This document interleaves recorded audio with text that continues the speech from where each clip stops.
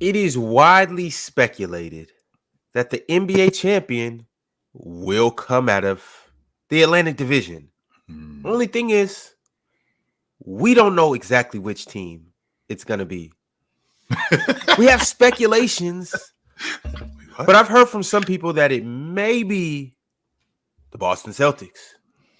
I've heard from some people that it may be the New York Knicks. I've heard from some people that it may be the final piece to the process. And I've heard from some people that it may be the Toronto Raptors. No. This is disgusting. Awful. This is how we started. I've heard from some people. That's disgusting. The Sixers to the finals? Y'all did 5 to 6 players on every graphic. Y'all did every show on time. When it came to the Atlantic Division, you pushed the show 3 times. And now you left the Toronto Raptors off your graphic. Do you understand how many Raptor fans are going to spam your comments? Yo, Pin. Is this engagement? This is trolling. This is here's trolling. the thing. It was at its he left Ben Simmons off the graphic too. Yeah, Pin. It was like legitimately. It was put Ben and RJ Barrett up there, or put the great Chilltown Hoops. Oh boy! Don't make me run a poll because the people will let us know what they really wanted to see. Okay. But I think this is vengeance against he who shall not be named. Honestly, I do. I think this is PC payback. What's the motivation, Pen? Because when I'm paying you back, right? When vengeance is mine, there's motivation behind it. Took my girl, you owe me some money, did something to my family. What's the motivation here? I don't know. They're on their Zion Williamson run right now. Zion's for vengeance. PC has the Raptors vengeance right now. That's okay. It's all good. No one's saying the Raptors going to win the championship. So the Atlantic Division champs are the NBA champs are in this division. You think the Sixers are going to win the championship? All right, okay. I know you said RJ Barrett, but you meant Scotty Barnes, right? No, I actually meant Grady Dick. Great. The trolling continues. Which, by the way, Pen, I know this is year 2 that we're going into with Grady Dick. Yes, I think this is year 2 that we're going in with Grady Dick. So I need to see some more translation. He came into the league as a shooter, right? Came into the league as a shooter. Came into the league as not just a spot up shooter, also off the move. I need to see more translation from him. And the action that they run in Toronto, he's a great movement shooter. Absolutely, yeah. A lot of action off the ball because I saw him do that at Kansas too. So I need to see some improvement from Grady Dick this season, 100%. Yeah, man. It's like, you know what? People go to Canada and they get forgotten about. They're an outpost, right? Grady Dick was Gatorade National Player of the Year. Best player in the country. RJ Barrett was National Player of the Year. Gatorade National Player of the Year, right? Scotty Barnes, the top 5 pick, Rookie of the Year. People talk about this team like it does not exist. And all right, that's cool. Over under on 30. I'll take the over. What team? Toronto. What team do you think I'm talking about? Swiper's an elite troll. If I'm passionate, I'm talking about one team. Okay, I might be talking about 2 teams. I might be talking about your team too. Yep. I'm super passionate about the Pistons. Real high. I've never seen you. I'm real high on Asar Thompson. I've never seen you more alliterated than when you talked about the Detroit. Swiper does have some troll in him. Now that I think about it. So no, how am I trolling? I didn't say right now. But to Pen's point, there is some troll in you, Ron. It's like that chick that she hang around a bunch of hoes. She ain't really like that, but she got it in her a little bit. That's I mean, so you are who you hang out with. I'm pretty sure you just called Mars a hoe. Right. We've already established. You are who you hang out with. Yo, PC Weekend, these two is best of buddies. If I didn't know anything, I would think they knew each other their whole life. Why would I not be friends? First off, Ron and I, we got very close, Ron. Okay, that's the first thing. And then Relax. me and Chill were already close. Relax. Me and Chill were already close. Mars is cool. I got Mars to admit we're friends, and he couldn't put that. The thing about Mars, Yes, he did, Mars. he don't he look like can't- that. Yeah, Mars. that He did happen. He did. That's a blatant. That did happen. I do remember that part of PC Weekend. Yeah. I forgot a lot of then- things, but I do remember that. And then It on top of took, that, it took some coaxing, but he was able to when do you it. around You guys people in real just life, made all that that up. That's crazy. all that nonsense goes out the window. Mars is like this online, but he ain't like that in real life. So I don't Real genuine guy in I real life. barely said anything the whole It's weekend. the hood. It's the hood. Scumbag online, real good guy in real I life. barely And said Penn. any words the whole time I was there. Now we acting like I said that we were friends. Okay. He No, asked you me and I didn't. said, and I laughed. So that's what happened. No, that's not Okay, what first happened. and Oh foremost. my. Okay. Okay, Mars, stop saying that. Number one, you were chatty patty when we was when we were there. Okay, when the cameras was off, it was going consistently going. That's number one. Number two, Penn. Lies. Okay, number two, Penn. We've already established Mars is a slut when it comes to teams. A Mars bouncer was around. He gets passed around like a blunt. So let's be clear about that right now. We've already. I gotta be honest. I just heard Mars call Jalen Green potentially a top 4 shooting guard. I think he's married. I think he's married to the Houston Rockets. He may dip a little bit. He dips a little bit. Was if Jalen Green plays, you can take that ring off. No, what I said, I never said got a he's ring. gonna be a top 4. What I said was if Jalen Green plays like his March self for a whole year, which is what Ron was saying was possible, we would have to say he's a top 4 shooting guard. That's what I said. I ain't say I'm projecting him to be that. So technically, you misheard because I ain't say that. I'm just saying. Anyway. But he's gonna be the best shooting guard in the league. But I ain't say that yesterday. At some point, he's going to be the best shooting guard. You already is. You guys just don't see it yet. But it's cool. Okay. Happy Joker Day to everybody, by the way. Joker comes out tonight. But also The Wild Robot. It's also another movie. Got like a 98% Rotten Tomatoes rating. But my movie heads out here. Shout out. You gonna be there on time for that Joker movie? No, not tonight. I'm definitely going to see it this weekend, but I'm definitely seeing Wild Robots. I heard that movie is I don't know, Penn, if you get those movies where you are, but it's a really good movie, reportedly. All right. Shout out to Joker and shout out to Wild Robots. Where do you Never live even heard again? of that. The Wild Robot. Where Yeah. do you live again, Swiper? Huh? You live? Where do you live again? You live Atlanta. in Colorado? You live in Colorado? He's in Atlanta. Atlanta. You live in Atlanta and you cover the Denver Nuggets. Okay, I don't I'm ever want to Denver. hear anybody who lives in Atlanta talk shit about Toronto ever. Never. Well, I don't know. I don't get the correlation. If you live in New York, I'll take it. You live in LA, I'll take it. You live in Miami, I'll take it. Don't talk shit about. If you live in Chi-Town, Atlanta. Yes, I've been to Atlanta. Isn't that one of the most economically diverse cities and diverse cities in the world? I don't know. What are you talking about? What are you yapping about? You want What are to you going in compare? about? You want to compare the overall development and scenic lifestyle of All I Atlanta? know is that we let black people thrive in Atlanta. I can't say the same about Toronto. You don't But think black people we can had drive that here? conversation. Swiper, We you had need that to conversation catch with up. everyone. You need to catch up. You're like living in 1840, bro. What are we talking Trying to about? send me back to 1840. Black folks are thriving all over. No, I know. Is So, this no, shout out geographical Toronto. wars? I've been wanting to go to Toronto for a minute. I'm not gonna lie to you. People have been trying to put me on the city for. You're a minute. not welcome. Nah, what do you mean? This is my city. What you talking about? I got more respect there than you do. I can tell you that much. I can tell you that much. Just based off PC, I can tell you that much. Okay. Okay. Number 1 Raptors podcast, buddy. I don't think so. What do you mean to me? Motion. No, let's stop hip hop. Let's get out there to hip hop then. One of us know Drake. Which one? You do, and I can tell you, and I don't even want to know why. I'm a Kendrick fan, so I'm a Kendrick I don't fan, need to too, know you Drake. Wait, you're from Toronto. That's not your favorite rapper? I'm not from Toronto. I Oh, live in okay. Toronto. Where you from there? Tell him what. Bang on him, Pin. Bang on him right now. Ontario? New York, baby. Ontario? Bang on him. Where you wish Ontario? you was from. Bro, what? Tell him you not like us, Pin. I'm definitely not going to say that. I'm not going that far. I'm not going that far. I'm not trying to get canceled. But where you from though? I'm from New York, bro. Oh, okay. How you get to You're Toronto? Serbian. How did I get to Toronto? Yeah. Do, I thought you were you want to Google map it?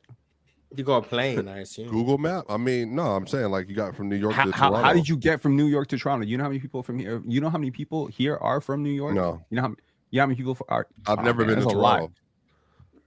Oh, so you probably think Toronto is like up in No, in not none at of it all. or some. I'm actually pretty good at geography. No. So then why are you asking me how I got from New York to Toronto? Yo, Your story. Pin. That's what he's asking. Your story. I'm How did salty you? about this graphic. I don't understand. Chill, that's a difficult graphics question. unleashed. Pin, it's gonna be okay. All right, we will talk about the Toronto Raptors, and just for you, my friend, I'll make sure that we go in depth on this team. We'll talk more about them for sure than the Nuggets and potentially the Celtics. Potentially, Okay. but we're gonna start out talking about this super chat from Drink More Water. Drink More Water said, "If I'm talented, does that mean I have high potential and if I have high potential, does that make me talented, or are they mutually exclusive? Talent is easy to see, so what are some of the indicators of high potential players?" I think potential. I think you see other people when you see that person. That's what a potential. You have the potential to be this. You have the potential to be that because you see something in that person that is great in somebody else. You can possibly do this. Now, the talent, I think that has to be honed, and that comes from work ethic, and that comes from being on time. That comes from putting in the work. You can have all the talent, but if you're not working on it, then it doesn't make a difference how much talent you do have. Potential means I'll cost you your job in 3 years instead of 2 years. You're getting fired. No, Penn is not bullshitting with it. You're eventually getting fired. That's what's happening. You're getting fired, no doubt. So hold on, Pin. You said instead of you should be fired in 2 years, but since you got potential, you'll be fired in 3. My point is a lot of people sell themselves on potential because they sell themselves on raw athleticism, right? This guy's fast. This guy jumps high. This guy, he moves nice, whatever. But to me, the execution of potential is your day-to-day habits, right? Like you could be really smart. Doesn't mean you're going to be successful. You could be really tall. Doesn't mean you're going to be really successful in basketball. There's a lot of shit, and I think typically it just means ahead of your time. Potential usually means ahead of your time, right? Mm-hmm. So I don't know. I don't know. It's something people use to describe something that is yet to be seen, promised, right? But I don't know. Does James Wiseman still have potential? I think he's 23 years old. Does he still have potential? No, he does not, because he doesn't understand basketball. But maybe he will in Indiana. We don't know. The potential is that potential means that you can understand. It means that you're not as good as you will be. Well, no one is as good as they will be, so everyone has potential. It depends. Just so everyone has different levels of potential. I think talent and potential go hand in hand. I just view potential as what you can do, but it's just not consistent. Like when you see someone has potential as like a shot creator, it's because you see, like when you watch them, you can see the flashes, I'll say, of shot creation potential, creating separation, balance, all of those things. But the consistency isn't there, or they haven't fully refined it. But there's potential to develop from there. Like you would develop. You would look at. I could use Jalen Green actually. Like you would look at Jalen Green and say there's shot creation potential with him. You would not look at PJ Tucker and say there's shot creation potential. You would develop them differently based on what you've seen from how they play. You wouldn't look at Jalen Green and say, "Oh, there's potential to be a 1-5 switch defender." You would look at maybe a Scotty Barnes or a Jonathan Isaac and say there is potential to be that type of defender. I actually think Scotty Barnes probably isn't that type of defender, but coming in, that was probably how he was being viewed, as that could be the potential. And then you see them. Mars, where's that motivation come from when you say potential? When you say potential, okay, Mars says he sees Scotty Barnes and he sees these flashes and he has the potential to be a top 10 defender in the league. Literally 100th percentile. Is that motivated by what you've seen? They use him in that way, but I don't think he's best in that way. But is that motivated by what you see? Because I think that I'm asking you the question, Mars, but I'm answering it because I think it's motivated by what I've seen from somebody else. I think he can be this good. Well, that's comparisons. They happen all the time. That's just a natural byproduct of the draft process and whatever.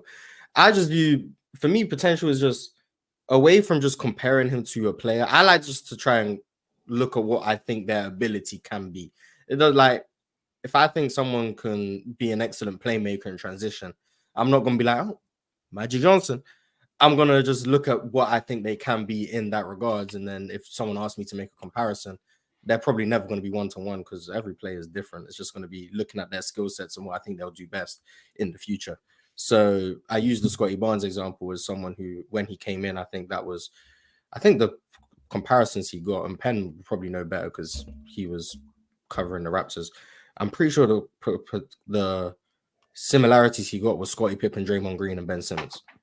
I'm pretty sure they were the comparisons he got. And I think for the most part, pretty accurate in terms of when he was coming in. I likened him to a Ben Simmons and Draymond Green. That's what I thought. Point forwards, versatile defender.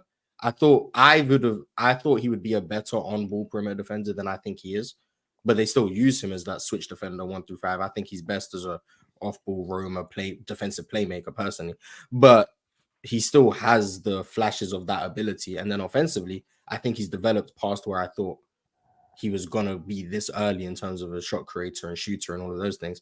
And that was just something I didn't foresee based on what I saw from him in college. So some people just show different flashes based on what they're asked to do in the NBA. And that's why it's always hard to project like these guys' talent or potential, because a lot of what you see is situation based. Some guys have more ability in certain areas. They just don't get asked to do it. So you don't see it. And then when it happens in the league, it's like, were they always capable of this? They just weren't asked to do it? Or did they go ahead and develop that? I don't know. That's why, unless I'm in every single one of these teams' practices, I'm not going to know everything about anyone. It's just I'm trying to give the best presumption based on what I see on the court. Because it sounds to me, Mars, it sounds to me like, Mars, you're going off the eye test, which I take no issue with that. Yes. Now, when I say comparison, I don't mean comparison like I'm comparing him immediately to a player, more than I'm saying I think he can be great based on what I've seen in the past, just in terms of overall players. Like, he reminds me of a great defender. Not one specific guy, but he looks like he can be a great defender based on what I've seen in the past with great defenders. Who y'all talking about? No. Just general. We're not talking about anybody in particular. We're talking about potential, the difference between potential and talent. And when I think about somebody in terms of their potential, he has the potential to be a great defender based on what I've seen from great defenders in the past, not just one specific guy. Okay. This guy has the potential to be a great one-on-one player based on the one-on-one players that I've seen in the past. Now, may I see a guy from time to time and compare him? That's kind of how my mind works for a lot of these guys. Like, when I see Anthony Edwards, I'm like, okay, that's Mitch Richmond right there. But I'm not stuck on Richmond more than I'm stuck on the athleticism, and I'm stuck on the kind of player that he is. He might remind me of Mitch Richmond, but I think he's got the potential to be a great player. But that's who he reminds me of specifically. Okay, yeah, I understand. Just saying, if this player has traits that other great defenders had, you're comfortable saying you think they can be a great defender because they do these things that the other great defenders did, or these great shot creators did. They do that, so you think they can be a great shot creator. Yeah, I understand that. I think I probably do the same thing. Yeah, but I think there's a problem here, because this is the theory or the theorizing that leads you to a conclusion like Jalen Duren is a good defender, right? And I'm not trying to troll it. It is exactly that type of theory, because Jalen Duren maybe 25 years ago might have been a decent defender, but today in the NBA we're asking players to do different things. It is a different sport, and they're going up against different types of players, right? So now it is important that your big can do a little bit of post-hub playmaking. It is important that your big can switch out and maybe even guard a wing, right?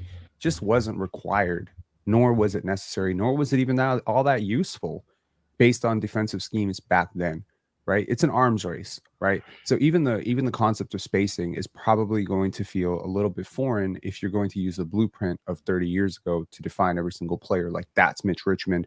I want him taking more mid-range shots. And it's like, not the same game, right? So basketball, it just evolves, right?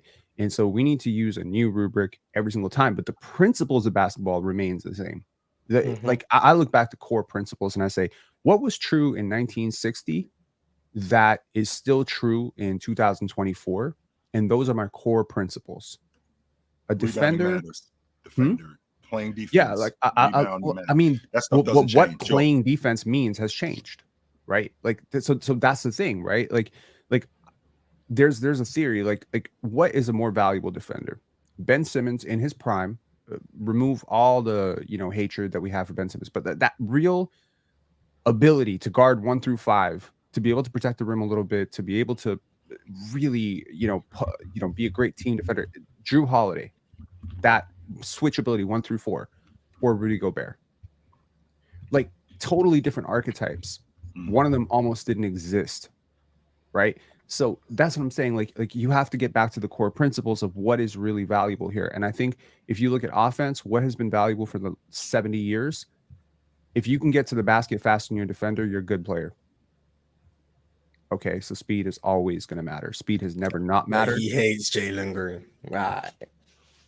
Okay, but hey, Jalen Green's fast. Jalen Green not very smart.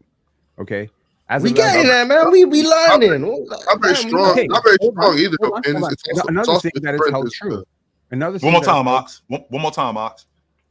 I say he's not very strong. We working So on it's that too.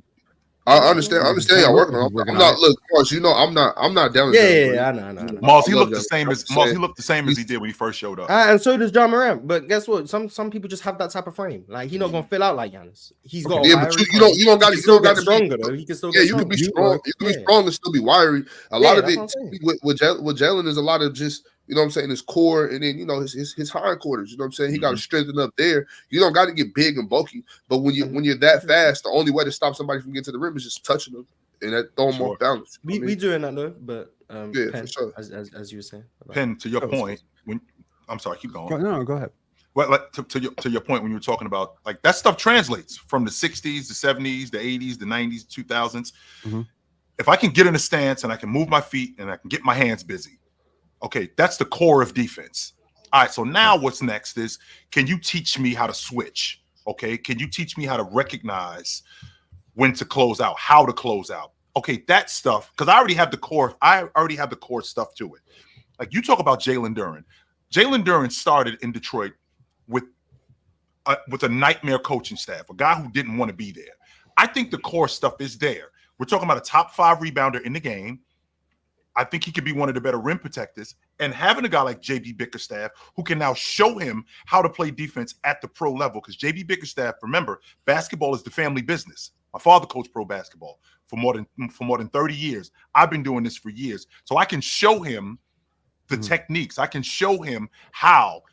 The problem is he hasn't had anybody behind him to actually show him how to do it. I think the raw talent, and I feel like the potential, all of that stuff is just there. I just don't think that he's had somebody to actually show him how to do it. I think the best players throughout history have one thing in common. I mean, the best players. I'm talking any time in league history, you pool the top 50 players.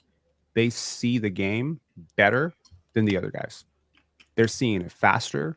They're reading it better. They're just, generally speaking, they know where the other guys are supposed to be better than the other guys who are not in that group and that cohort. And that's when I say a player like James Wiseman or a player like, and I'm not throwing Jalen Duren in there because I'm very high on Jalen Duren.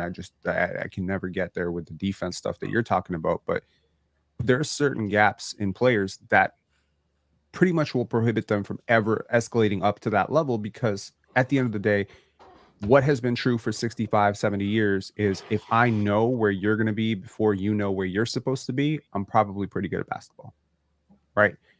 And that court mapping is what makes a guy like Tyrese Halliburton so good, because he knows where you're supposed to be. He knows where his teammates are supposed to be. He knows where the defender's going to be. He knows who's cheating, and he can calculate these 6 or 7 variables very quickly.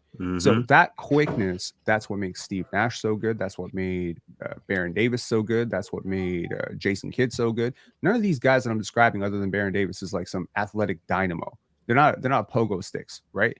So again, when you take a guy like a Scotty Barnes or a Draymond Green or someone like that, you may not see like immediately, you may not see like how these guys have a path to being really great players, but how they see the game, what they see on the court, how they read all the mistakes that the defense is making.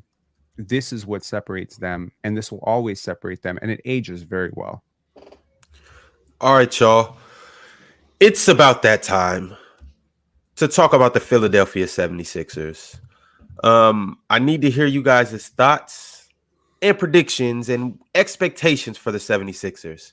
Before we do get into that, though, I do want to announce that the mayor of Philadelphia announced that The 76ers will remain in Philadelphia until 2061. It was some speculation about the Sixers moving to Jersey and this, that, and the third, but the mayor said, I am truly proud having made this decision and negotiated an agreement that would definitely ensure that our Sixers are staying home right here in Philadelphia where they should be. So salute to the Sixers. They're staying home. What'd you say, Ox? Until 2061. Yeah. Mars, you kind of scrunched up your face when he talked about players. I know we got to get to that Philadelphia thing, but just really quick. Mars, you kind of scrunched up your face when he said players being able to see the game before it doesn't bode well for Jalen Green. No, I was just thinking, because he said the top 50. I was just thinking, like, if I could think of any examples of guys who I didn't think saw the game in that way. And I didn't know if he was talking about the top 50 of all time or the top 50 in the league. No. I mean, at any given point, the top 50 on average see the game better than the rest of the league. On average, I agree. Not all of them. Do you think there's exceptions? Okay. Oh, there are definitely exceptions. Okay. That I was just thinking of who I think the exceptions could have been. That's why I scrunched up my face. I tend to make facial expressions when I'm trying to think of. I mean, you have 3 players on the Houston Rockets that see the game very, very well. Our whole roster, or just talking about the young guys? 3 guys. Amen, Fred, Amen, and Sengun. Reed. Oh, Reed. Okay, so you're talking about the young guys. Okay. Yeah. Reed, Amen, and Sengun. Yeah, I agree. How can y'all tell how well they see the game? How well? Okay, when you slow down game film, you see how a player is reacting in real time to mistakes and gaps that open up in the defense, right? So you see a defender cheat on the corner, and immediately that triggers go downhill, but you know that they're going to stop short of that defender closing out and then find the corner shooter. That's how you know. Like, you're like, oh, this person is really seeing the game, right? Yeah. Sometimes with young players, especially at the high school AAU level, they're just getting by on raw talent. They're faster than everybody. They're playing transition offense, and it's not going to translate to the NBA because, you know, it's all hypothetical. That's where you get potential. I always like when players make reads that I couldn't see, and I'm watching from the bird's eye perspective. Like when I'm watching the game on TV, like live. Oh yeah. And they make a read that I couldn't see, and I'm watching the game from above. I really like when that happens. It makes me question how stupid I really am. But like, I do enjoy it. So, sometimes reads aren't there. Sometimes you got to manipulate the read. Sometimes you got to look this way to make the defense shift this way to open that person up. Sometimes you gotta dribble over here, come back, and then cross back that way. And so, you know, sometimes you create those reads. And some people are just natural at it. Like, Ox, don't kill me. Russell Westbrook. He's natural at when he gets in the paint. A read wasn't there, but he created the defense to shift. Sometimes he'll jump in the air and make something. John Morant too. Yeah, bro, he'll jump in the air and make something happen out of nowhere. Elementary basketball just at a higher level. We're not about to get into this. You did this, bro. You did this. I just can't allow you to lie to the people. Russ plays. What Russ did was easy. What he did was easy. You got your take off. Now let me get mine off. Russ plays elementary basketball at a super elite level. It's okay though. He's dope. Well, he was dope. Hey, he's studying trigonometry in the first grade. All right, cool.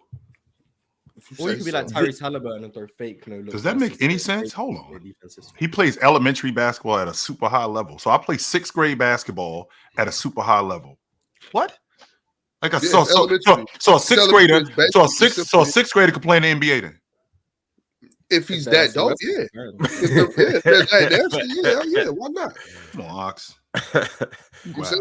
Y'all don't got to accept it. I'm not here to convince nobody. I'm just here to call out the bullshit. No, and that's bullshit. What you talking about with Russell Westbrook, man? That is bullshit. He might not play basketball the way you like, but you have to accept. It's not about what I like and don't like. It's about what's elementary and what's not. It's not. Right. He's not. But you don't actually believe that, though. No, you don't. You can't believe that. Russell Westbrook plays not possible. I'm not here to convince you that you don't. I'm not here to convince you. It's not possible. The reason why I can say that, because Ox, you don't seriously believe that a guy who played 17 years of professional basketball at the highest level, played at an all-pro level, played in the NBA Finals, is essentially a 6th grader. That's what you're telling me, Ox. I'm not saying he's a 6th grader. You said that he plays it's basketball. elementary. You said he plays It's elementary elementary. basketball at a high level. So basically, what he Yeah. is he's in the 7th grade. He's just way better than everybody else. Exactly. That's how you play basketball. No, Rob. Yes. No, Ox. Yes. No. Yes. There are some He's players. He's just 6'4", 220, faster than everybody, jump higher Like than everybody.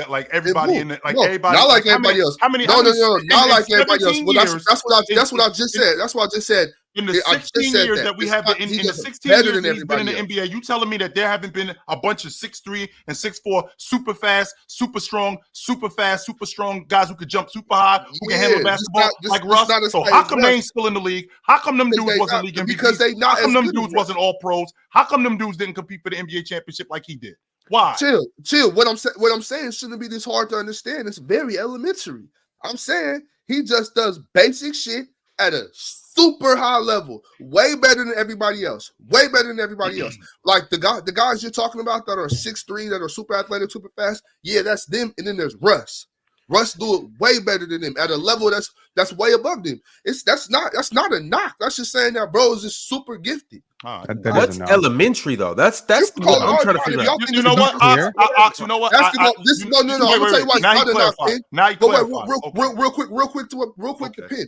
Because let me tell you why it's not a knock. Because it's not how y'all want basketball to be so complicated. That's why y'all sit here and do this and then it's not that complicated. It's very simple. And so Russell Westbrook is the way he plays proves that. Like, I don't got to do all that. I could just do this. I could just get to what I want to get to. But you know what I'm saying? Like, that's exactly what I'm saying. Because you clarified it. That's exactly what I'm saying. Because I didn't feel like I needed to clarify what elements we meant. Is there another?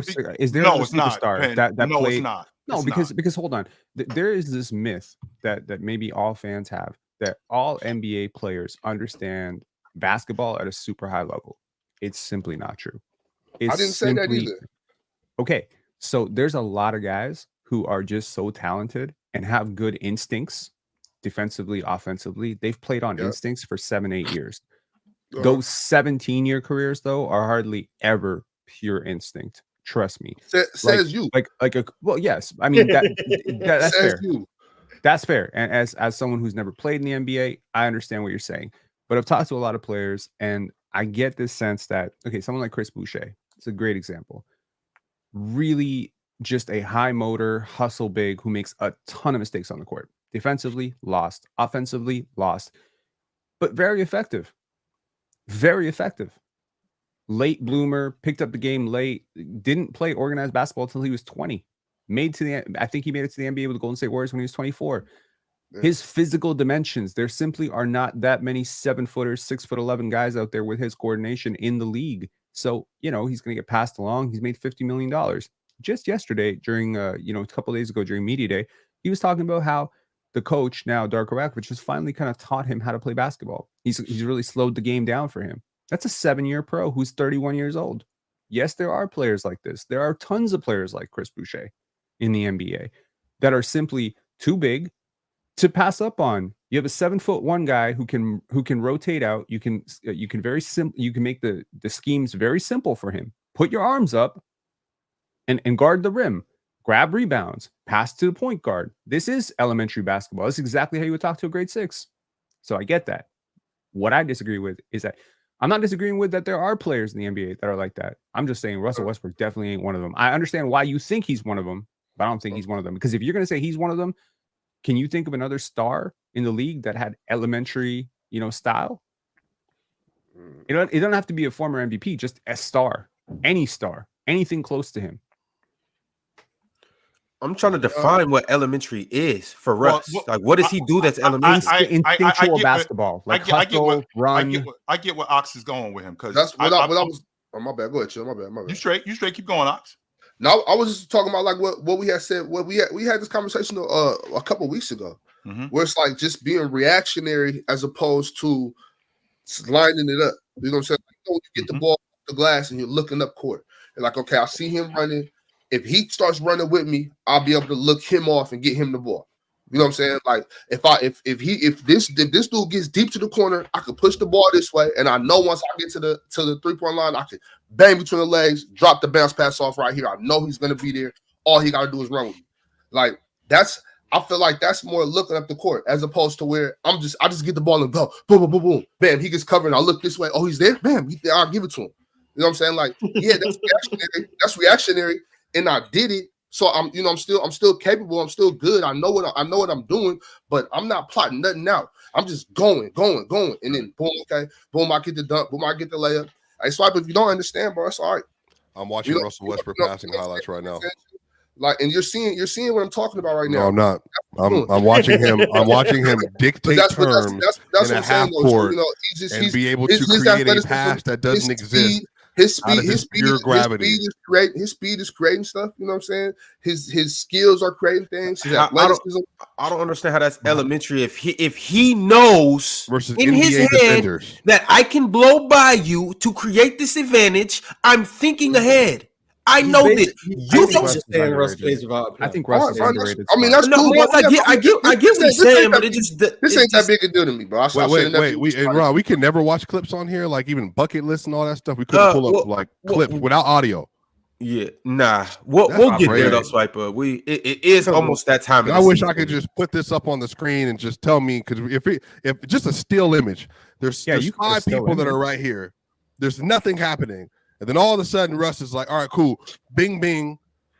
Gravity. Rotate to defense right. Ship back in left. All of a sudden, there wasn't an open lane. Turn the other corner. Dive to the basket. Wide open player. Wide open layup. I'm just like, well, clearly, like, he's anticipating the defense shifting. He's dictating the terms of the defense because of its scoring gravity. But then because he has the eyes in the back of his head, he's able to create this passing lane over here, facing this way, and get the ball there. I feel like you're setting up for another whiteboard session. I like whiteboard. I'm not gonna lie to you, Penn. This is gonna be a feature of my. You holding the whiteboard? Let's do it. Yeah, you holding it? Yeah, it's right here. It's right next. I queued you. So y'all upset because I used the word elementary. I'm looking in the chat and I see that's the problem. So yes. I said basic, more simple. Like what? Yeah. I mean, the thing is, y'all know, right? But you know what I'm talking about, though. So in that's fairness, elementary does not mean we've never seen eye to eye on this. Let's get this out the way right now. I completely disagree with how you feel about Russell Westbrook. Me too. And it's not about what I like and dislike either. Chill, like it's not about what I like. It's just about what's reactionary and what's not. Is there another all-time great passer? Oh no, I think we're supposed to be talking about these teams. We don't even. I know for sure. Is there another all-time great passer who has an elementary understanding of the game? Is Russ all-time great passer? Yes. Okay. Oh, my bad. All-time great passer. Nah, he right. We gotta move on. We gotta. No, hold on. Instead of doing, because again, there's 5,000 plus people that played in the league. I think I don't know what the I just didn't know he was exact number. He's not a top 50 but let's just say in the top 50 passers ever, Russ is in that top 50 of which is. And you fight that? Yes. Top 50 so production doesn't matter to you now. Russ can go off the rails and do dumb things. 100%. Russ can go off the rails and do dumb things. I won't argue that part. No, wait, hold on. Why do you have to qualify that? Kobe did dumb things. He's still one of the best scorers of all time. He took bad shots all the time. Okay. Magic did dumb things. He was still the best passer ever. I'm talking raw. Okay, when you say best passers, I'm talking raw passing ability. I'm not talking box scores. Just the ability to find an open guy. Did you watch Russell Westbrook? I am on record saying I think he's one of the best passers in the NBA today. But you're not going to tell me he's a top 50 passer of all time. That is what? Okay. Can't name 50 better passers than Russell Westbrook. It's not possible. And 20 of them are big men. You go Arvidas over us? Yes. As a passer? Yes. Oh, for sure. Chris Webber? Yes. I'm not mad at Chris. You mad at Arvidas too? Nah. Arvidas? Been a lot of great passers. I don't got him, but bro, I think I don't got Chris or Arvidas. You got Dre Miller, right? Yes. Oh, Miller, I gotta have Dre Miller. I have. You got Demontis? Hell no. I'm asking Penn. Andre Demontis is a great passer. Jokic is a great passer. Yeah, I was just knowing if you think about it. Boris Diaw is a great passer. Keep going, chat. Keep going. You got Draymond? You got Draymond? Yes. Draymond's a better passer. You do know Russell Westbrook can go play the 4 for the Golden State Warriors. For the Golden State Warriors and do that. the floor. Offensively, There's offensively, and do that. I don't know about- Morris I don't set know about the the floor, Morris set the screens and all of that. He can do that. Dive. Look, I think Gary Payton II does it. Russell Westbrook can go over there and do that. Scottie Pippen. There's another. You one. got Dallas Ben Trump? Simmons. There's another one, bro. I will go all day. Keep There are a going. lot No, of, you have 41 more names to go. Ben Simmons a better passer than Russell Westbrook? Nice. Nah, Hell no, Ben Simmons. Hell is no. better passer than Russ. I'm down with that. Josh Giddey. I'm down with Another that. one. All right, yo, come on, because I'm about to lose my mind. Oh, what? That's too bad. Hey, you know what's funny? You know what's funny? But Ben Simmons is where you draw the line. No, listen, we about to see just how good of a passer Josh Giddey is this year, and I like Josh Giddey as a passer, but Lonzo. it's There's another one. Oh, that's easy, Pin. That's easy, Pin. I do like Lonzo. I don't got Lonzo. Oh, I thought you said Rondo. I I thought you said Rondo. I haven't Rondo. gotten to that. I haven't Rondo. gotten to Mark I'm fine with Jackson. Rondo. I haven't said Jason Kidd. Bro, 50 great Jason passes. Kidd- Yeah, but hold on, no. 38 more names to go. They haven't been No, leveraged but with Swiper- 35% usage. We're Mike talking Bibby. about the All right, 50 Jason greatest Kidd, passers, 27 and you more brought names up to win. Lonzo and Josh Giddey. Yeah, I'm Rajon Rondo is randomly going. No, to I get that, Mars, but when we talk about Rondo. the 50 greatest passers, nobody's Rondo. bringing up Josh Steve Giddey or Nash. Lonzo Ball. And I like Lonzo. Lonzo deserves some love, but not in top 50 all-time greatest passers. He's not naming top 50 passes. He's naming passes that are better than Russell Westbrook. That's what he's trying to do. He's not trying to name top 50. He's naming ones that are better than him. All right, y'all. He ain't even said Bo Cousy. The show is off the He rails. ain't even It's not say an hour Mike Bibby either. He didn't even get to Mike Michael Bibby. Bibby. I didn't say Bill Russell. You got your goddamn Michael Oh, Bibby. let's go, Bill Russell. Better passer than Russell Westbrook. So if I ran down a couple of guys, all right, James Harden, yes or no? Yes. John Wall, yes or no? Yes. Chris Paul, yes or no? 100,000%. Easy, Yes. 100%. Don't even ask Ricky me. Rubio. How How about cooking whoa, right now. John Wall is a better passer than Russell Westbrook. Ricky Rubio, yes. Rubio. Yes. Yo, what are y'all Easy. doing, man? He's not Like a y'all better just scorer, don't like but he's a Russ. way I better don't even understand I why. like Russ. You only like Russ because he's on the Nuggets. Bro, Hold on. before he Now was all of a left sudden Denver, you we had this capping for Russell dumb Westbrook. argument. I'm not We had this hating. argument months If this ago fool when he wasn't was on the playing with Nuggets, the you wouldn't even Clippers. be up here Well, for capping somebody him to like tell this. me, hold on, for somebody to tell me, How is for Jordan somebody Wall to better tell than Russell me, Westbrook? for somebody to tell me that Lonzo Ball and John Wall and Boris Diaw are better passers. They Boris not. Diaw Russell for Westbrook sure. is Alright, pure chill, hate. Okay, chill on It is Lonzo. literally If you making think an Russell argument. Westbrook This is the a same better person passer since than Cade Boris Diaw, Cunningham you did not is watch the Boris 13th best Diaw. player in his draft class. I But I got to need to listen know to how Russell Jordan Westbrook, not Wall top is 50 all-time passer. I think That's we need crazy. to What's separate wrong with Boris scoring and Diaw? passing because they are very linked. Okay, scoring and passing are linked. Russell Westbrook and usage and passing are linked. So your raw box score, you'd be like, he averaged 10 assists per game, so he's a great passer. Bro, I'm watching the game. I am not saying that Russell Not enough. Westbrook is.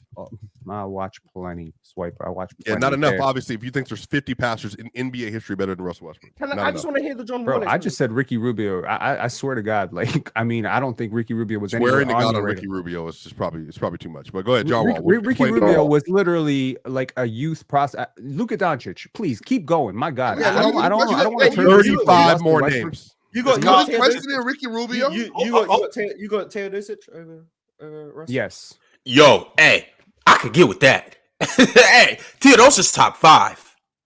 No, he's not. Passes I ever see. You just don't know ball. Then that you just don't know ball.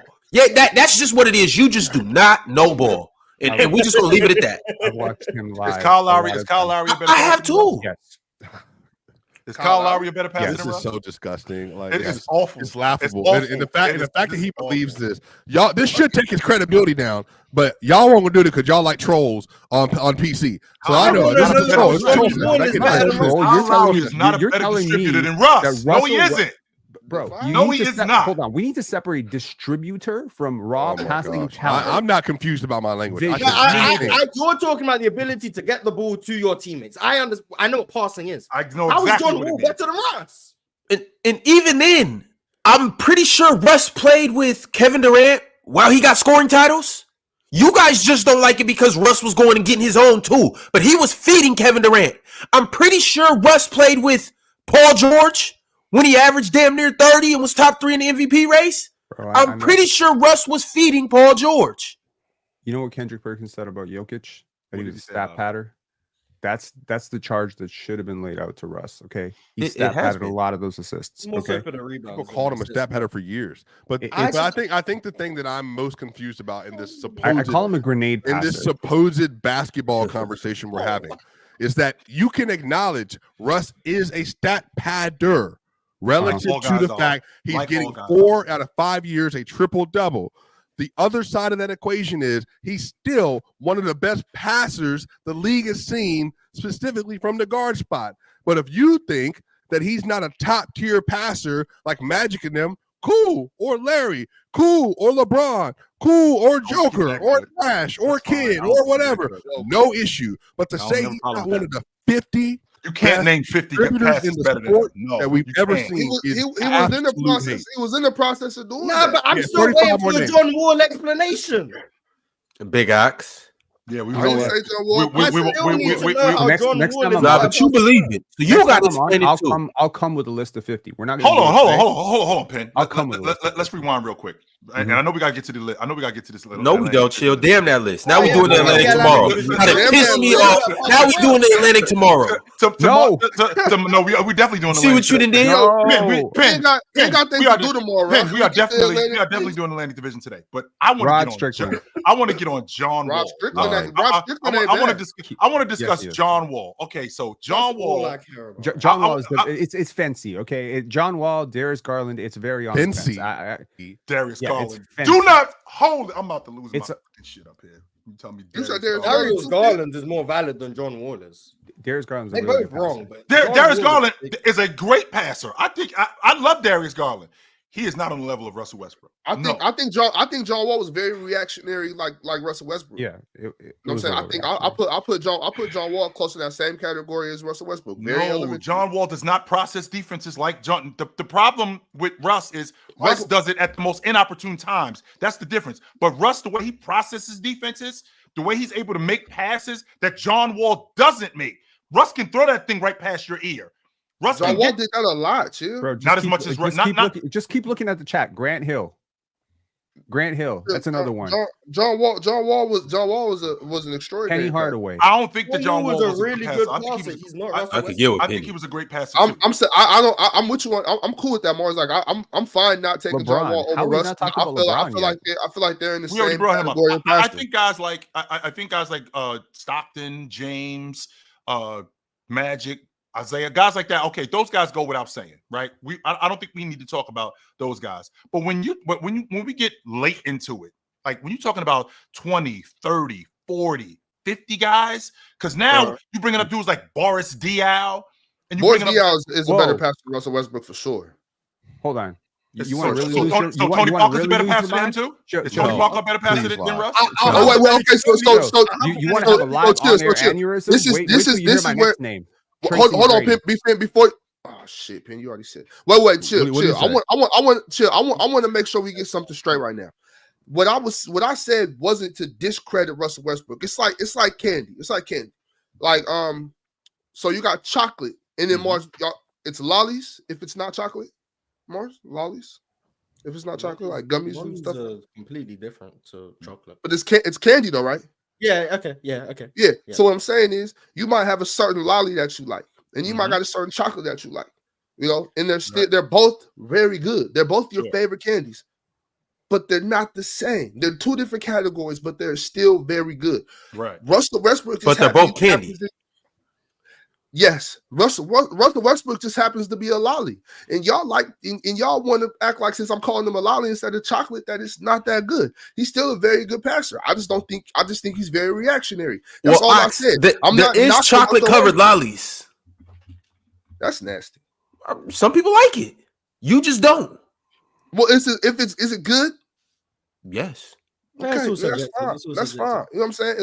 It's just two different categories. Well, he's still a great passer. He's in both categories. That's the point I'm trying to make to you. Can I just need a direct answer to a question so we can have a basketball portion of the show? What's another passer that's averaged double-digit assists in multiple seasons? Is there another passer that we put in that that's also done that's in the conversation of has an elementary understanding of the game? I just want to know who else is in that conversation. None. Any other double-digit passer ever? I've never heard anybody say John Wall has an elementary understanding. I've never heard that. Said it. I've never heard that. I mean, well, I said it, so. When you think about like Andre Miller does not have a elementary understanding of the game. Andre Miller's a savant. There's a difference between you having basic skills and utilizing them and having an elementary understanding. I don't have a 6th grade understanding of basketball. I might have a 9th grade or a 12th grade basic game. Ox, I told you this a bunch of different times. Michael Jordan had one of the most basic games you'll ever see. Jordan's game was not, you just saw a lot of people sort of flash. Gary Payton has a very basic game. It's not a lot of extracurricular stuff, but he utilizes that to the fullest. Chill. Okay. Jordan was an elementary mid-range scorer. Okay. And that's that. Let's stop using the word elementary because that I think that's what threw us off was that, and that's my bad. That's my lack of. He's just saying reactionary. Elementary is the right word. I want you. Elementary is not the right word, Pin. Do you understand that it's levels to education? You have the elementary level. You have the middle school level. You have the high school level. You have the college level. Russell Westbrook in passing is not elementary. Is a PhD. Okay, I just want to ask you this one. I want to ask you this one question though. That's what I'm saying. When you get the ball on the break, Chill, and I'm still back here. I haven't even passed the free throw line yet. We're going this way, right? And your eyes are up. When Dre Miller gets the ball, his eyes were up, scanning. I think. Hold on, Ron. Relax, bro. Relax, bro. Focus, Ron. Keep going. Russ' eyes are up, but they are on the rim. He's got tunnel vision. Russ' eyes are up. Dre Miller eyes up. He's scanning. He's surveying. Let me ask you this plotting. Sure. He's scheming. Absolutely. Russ is full speed, full steam. Boom. Eyes up. Tunnel. If you get in my line of sight, you can get it. I'll pass the ball. I want to pass the ball, but it's not like. It's not like the other way. That's all I'm saying. I can't show this clip, y'all. Like, you can't. Swiper, it's all good. Well, playback is coming soon. Stop with the word elementary, though. Here's the definition of elementary. Hold on. So Ox, real quick, Penn, and I want to make sure we get to your point. But Ox, when Russell Westbrook converted to the lead guard, there was things that he had to learn about converting to the lead guard. One of the things he had to learn converting to the lead guard is picking your head up and seeing what's in front of you and processing it before it happens. So when I get the rebound, I see that big fella running. I already know that big fella's running to the rim.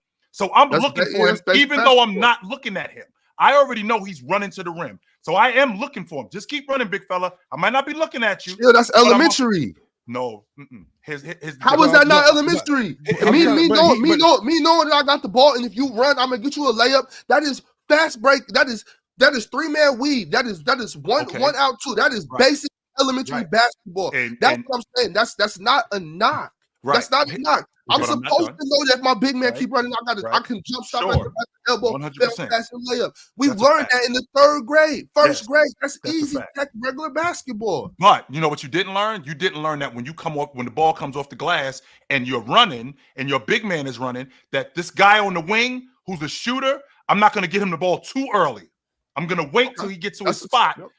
I'm going to wait. And I know that, and I'm not looking at him.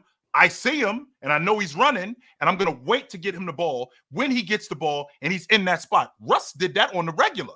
That wasn't something that Russ didn't do. Russ did that on the regular. So to your point about Russ looking at the rim, Russ sees that big fella running. I got a guy in front of me. What I'm going to do, instead of that big man that's running with you, because he's running to the rim with you, this guy that's in front of me, I'm going to get past him, and I'm going to get that big man to commit. And when that big man commits, I'm going to drop the ball off to you because I know you running. And I know for a fact. But I'm watching running, chill. I got my bad. Not elementary. Not elementary. I'm watching Russ run towards the other side of the court. You had the right. I'm watching Russell Westbrook run to the other side of the court, not look at the rim. And then he has a trailer who's 10 feet behind him, knows where he is. And as he's going up, takes 2 defenders to fly by and then is able to pass the ball behind him to get a wide open layup and or dunk without ever looking at him. So that's what I'm trying to understand. It's like, I think that the thing I'm learning about Russ, and I think Russ is such a he has such a split opinion in the community because people overrate him and then people are significantly underrating him. I think if anybody is to tell me personally, that if Russell Westbrook not one of the best passers we've ever had in our sport, I'm not talking about top tier all time top six. That's relegated to whatever. No, and again, and chill. I want y'all to understand that I'm not just agreeing with Penn and Ox.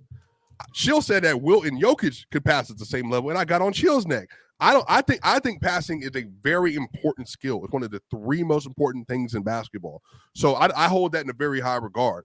But Russell Westbrook is clearly one of the most talented players ever as a passer. The problem is that he also makes a lot of mistakes. But I'm saying, like, guards do that.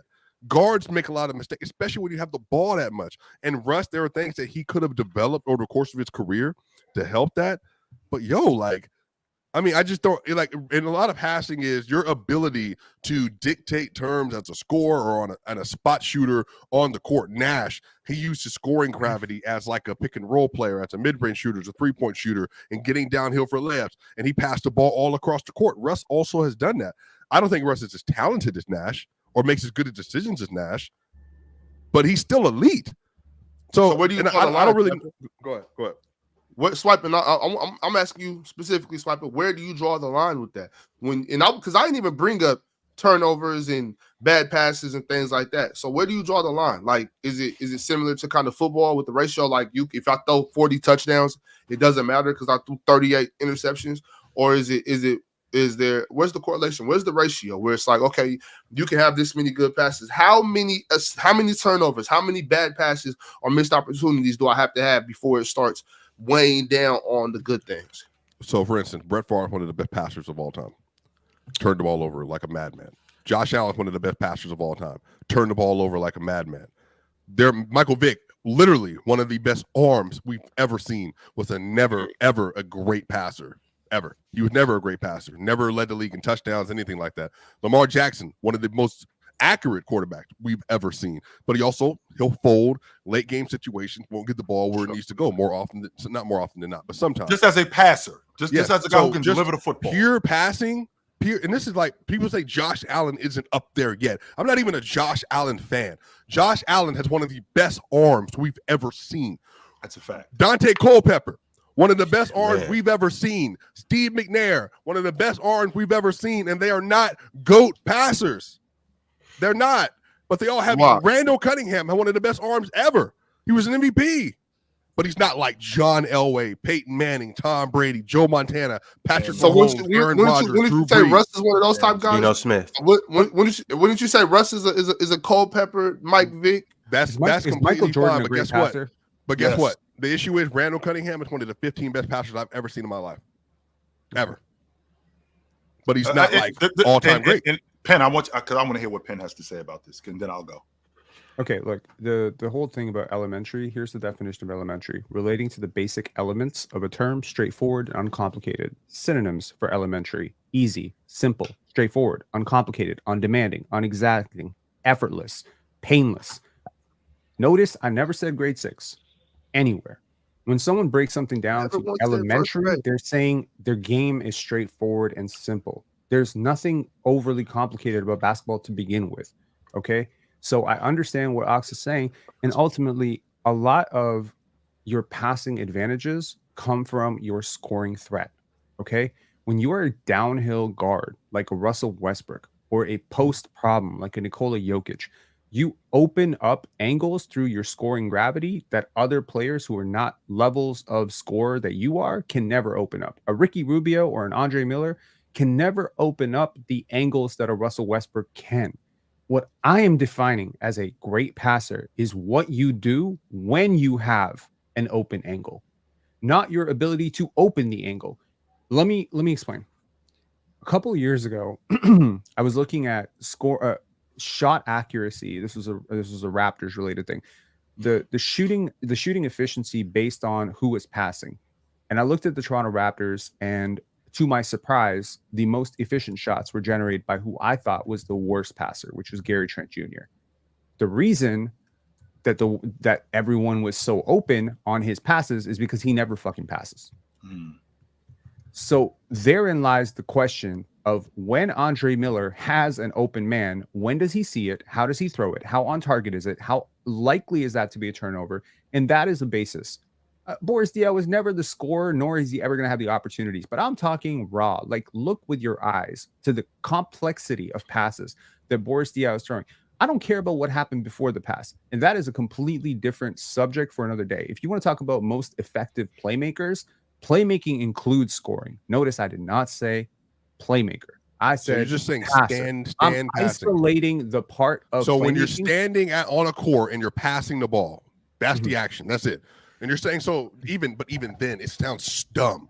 It still sounds stupid. Just I want you to understand it. So if I'm standing on a court at the top of the key, and first off, relegating passing to that is insane because you just said Lonzo Ball, and most of his passing is in the full court setting anyway, not in the half court. So that doesn't make any sense to me. So even Magic Johnson, one of the reasons why he is the best passer ever is because it's not just when him standing, it's him in motion. When Magic is in motion, his ability in the half court to dictate terms, his ability in the full court to dictate terms, behind the head, through the legs, whatever. That's the part of passing. LeBron James, same thing. Giannis Antetokounmpo. Now we're having a casual test. Is Giannis Antetokounmpo not one of the best passers in the league? No. God, okay, no. There we go. That's what we're doing. That's what we're doing. What are you talking about? Because it's not just standing. It's not just standing. Giannis's ability to be able to get you to a point on the court and send the ball to the corner, send the ball to the top of the key, send the ball to somewhere else on the court. It's a part of it. And again, I'm not talking about like best passers, guards, all that other stuff. Your ability as a big to be able to dictate terms for everybody else on the court. Giannis, his passing is included in his playmaking. It's included in his scoring gravity. That's the way it typically works. If you just say standalone, John Stockton, chill. Lie to me right now. John Stockton, most of his passes came when he was just standing by himself at the top of the key. Or was he not in motion? He was moving. Yes, he was moving. That doesn't make any sense to me. So relegating passing to just doing that, it's crazy.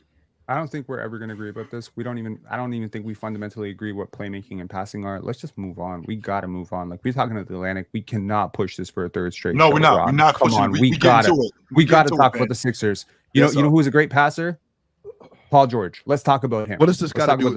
No, you lied. So because you lied and said he's not one of the 50 best ever, that's why you got cooked.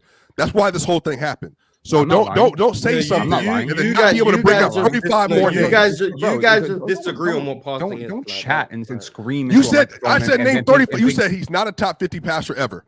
That's why we had this conversation. The next time I'm on this panel, I will come with a list of 50 and I will read it out in 1 minute. Okay, and then you. Okay, then so when we push back on Lonzo and John Wall, are you gonna have evidence? Or are you just going to say it? That's what I'm trying to figure out. Are you just going to say it, or are you going to have evidence behind you? When has anybody ever said Lonzo Ball and Russell Westbrook in the same sentence as a passer? Get the hell out of here. Chill on trial. No, we're not doing that. Let's get mad at John Wall. Let's get mad at John Wall. Chill on out of here. John Wall, I will say, like, that's the one thing that y'all would push back on where I'm like, yeah, that might have been stupid. But other than John Wall, I'm right there. Not stupid. It's not even that far off. Like, honestly, it's not that far off. It's not stupid.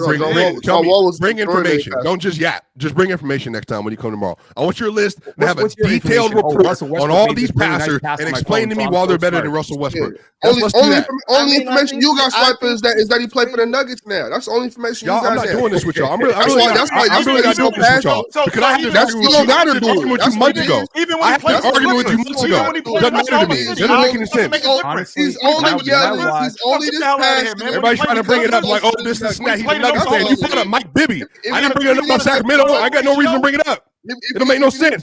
If you're great, you're great. If you're good, you're good. It don't matter to me. I don't care where you play. That doesn't make no sense. You brought up Andre Miller. I haven't argued for Andre Miller over Russell Westbrook. Andre Miller. You brought him. He played for Denver. I know. He played for Denver. Because he's a real Denver Nugget. He took us to the playoffs. Hit a game-winning shot. I didn't bring him up. I know. You can't argue against Andre Miller, and you know you can't. So that's why. No, I wouldn't bring him up in this conversation at all. Period. Yeah, but your value. Whether you agree that Russ is not top 50 or he is top 50 is irrelevant to me. What I'm trying to make clear is that he's not top 20. He's not top 30. And that I said 50. You said no. Yeah. I'll stand on that. I'll stand on 50. And I told you next time I'm on the panel, I'll come with a list of 50, and it's not going to be hard to find 50. Okay, because good luck. I'll be real interested to see that. No. Yeah, next time I want. Matter of fact, since Ben wants to stand on this so bad, he can put his check up for that great Raptors show. He can put it up, make his argument. If he loses, I want the whole check. I want the whole thing. Since we're doing this, that's crazy to me. I want detailed information. I want detailed information on why 50 passers are better than him ever. Sacramento check. That's cool. No, I can do that. I can tell you right now, I'm gonna win this argument in one round. One round, he's gonna say, this dude's better passer than Russ. And I'm going to say, this is why with actual information instead of just an opinion.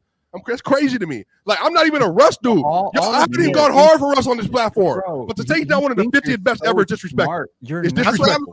You think your point is so valid because you just scream over everybody because your mic is louder than everybody. I'm screaming here. Let me say it to you silently. You, sir, cannot provide ample evidence to tell me why there are 50 passers better than Russell Westbrook of all time. I can say it as loud or as quietly as you need to. You're still going to get called. You're still going to take it. Troll alert. Troll alert. More loudly. Troll alert. Okay, Ron, we can move on. Troll alert. Troll alert. Definitely. Y'all got mad because I said elementary. But even today, that's better passes than Russell Westbrook. I'm gonna lose my motherfucking mind up here. Ox, if I was standing in front of you right now, it might be you and me. Somebody gotta lose it, Chill. Somebody gotta lose. Go ahead, Ron. I'm sorry. I'm sure. What? I'm sure there's probably that's easy. You know why? Because I'm sure the starting point guard on every basketball team in the NBA is probably a better passer than Russell Westbrook today. That's not true. Let's go, Fred VanVleet. Go ahead, Ron. Not Fred. Oh, what the hell? No. If not all 30, then at least 15. College. Yeah, you out your mind, brother. Hey, the cheese that slipped off your omelet this morning. Speaking of Kyle Lowry, the Sixers. Nice. Dub segue. That was a dope segue. All right, y'all. We could have got into this 30 minutes ago. Ox, I told you don't do this, but we are. You made me stay here.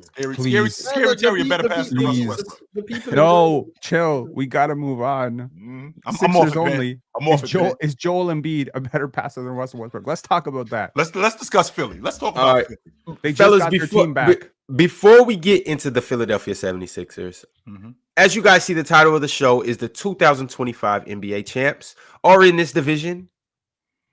So I feel obligated to put the championship odds on the screen right now. And in case you didn't know, now you know that the Celtics have the highest odds, championship odds that is, with plus 320. Next is the Oklahoma City Thunder with plus 700. The New York Knicks have now climbed into the top 3. With the addition of Karl Anthony Towns, they are now at plus 750.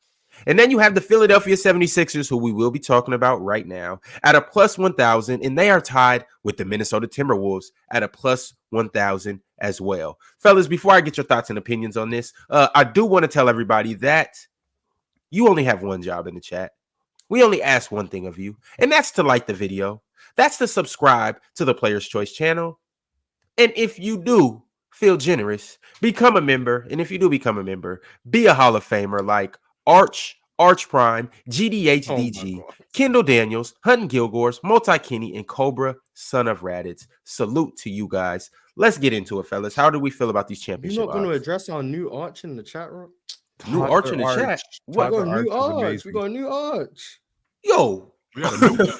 These arches falling out the skies. Yo, so I've never seen $100 hate chat. That's amazing. Wait, I'm trying to figure out though, which Arch had a baby and created Tyler Arch? Can I get odds on this? Was it ideally it's Arch Prime, so we can get Arch Prime Jr. Ideally, that's what I'm hoping for, but we don't know. Well, this is it's same Mama Arch. I really don't. Mama Arch had a baby with Arch. I don't think I'm that boring personally, but you know what? $100. I enjoyed the Russell Westbrook passing conversation. Well, Tyler Arch is sending in elementary chats, and he said, "Whenever Mama Arch wants to put me to sleep, she put on a Sleepy Raptor fans and let him talk for a couple of minutes." Thanks, ma'am. Appreciate it, Todd. Thank you, brother. Mama Arch, keep doing what you got to do to put that baby to sleep. I mean, in fairness, I did wake up 30 minutes before the show, so I'll take the L on that one. I was sleepy, and I woke up real fast when I saw no Raptors on your graphics. So woke you right up, huh? Like the house was on fire. Right up. Yep. I took a coffee and I was like, all right, it's time for war. Shout out to Toddler Arch and everybody that's in the Arch family. You guys are fantastic. Hey, Penn, I know we moving on. I'm happy we moving on, but Penn, I sure am happy that you jumped in there when you did, brother. It was on my neck. I got your back. I got your back. We got to bring Russell Westbrook to Ox Court. Chill. We found out today that Mars and Swiper are indeed good friends. After PC I wasn't weekend. even defending. I just was mad about the John Wall thing. Oh, we talking about PC weekend. Mars, can you acknowledge that you and Swiper? There was no moment. Mars, can you acknowledge that you and There Swiper? was definitely a moment, Mars. Yes or no, Mars? There was the moment. Mars, Yeah, Mars. We Please all remember acknowledge. it. We was there Okay, so you was there. Okay, where were we? at the garage in the food court. And what did I say? That Well, y'all was sitting on the high stools next to each other.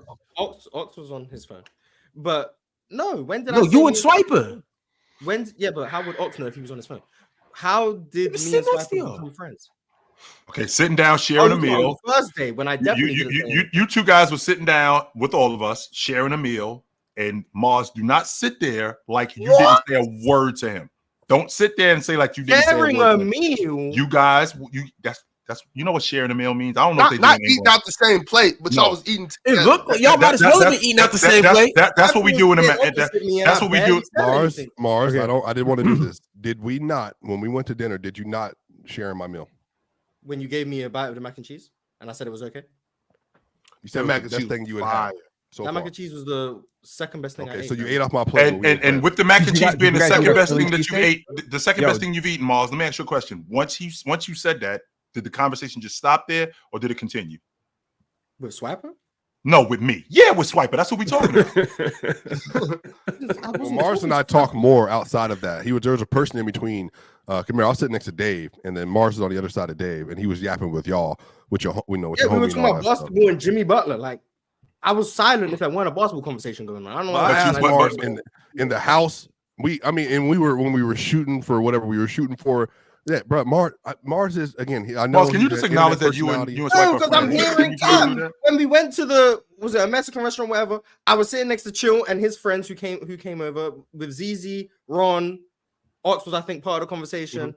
Mhm. And we I were was in the talking middle about, of the table. I was going we back were and forth. literally talking about basketball and what the hoop scene was like in New Jersey in the 80s. Then we started talking about Jimmy Butler and his demeanor and how teams don't really want a guy with that type of Mars, mannerisms. just so We you were know, talking Mars, about the guy, basketball. right? Then I said I didn't like those disgusting enchiladas they gave me. Yep. Swiper gave me a bite of his mac and cheese. I said, that's the second best thing I've had here.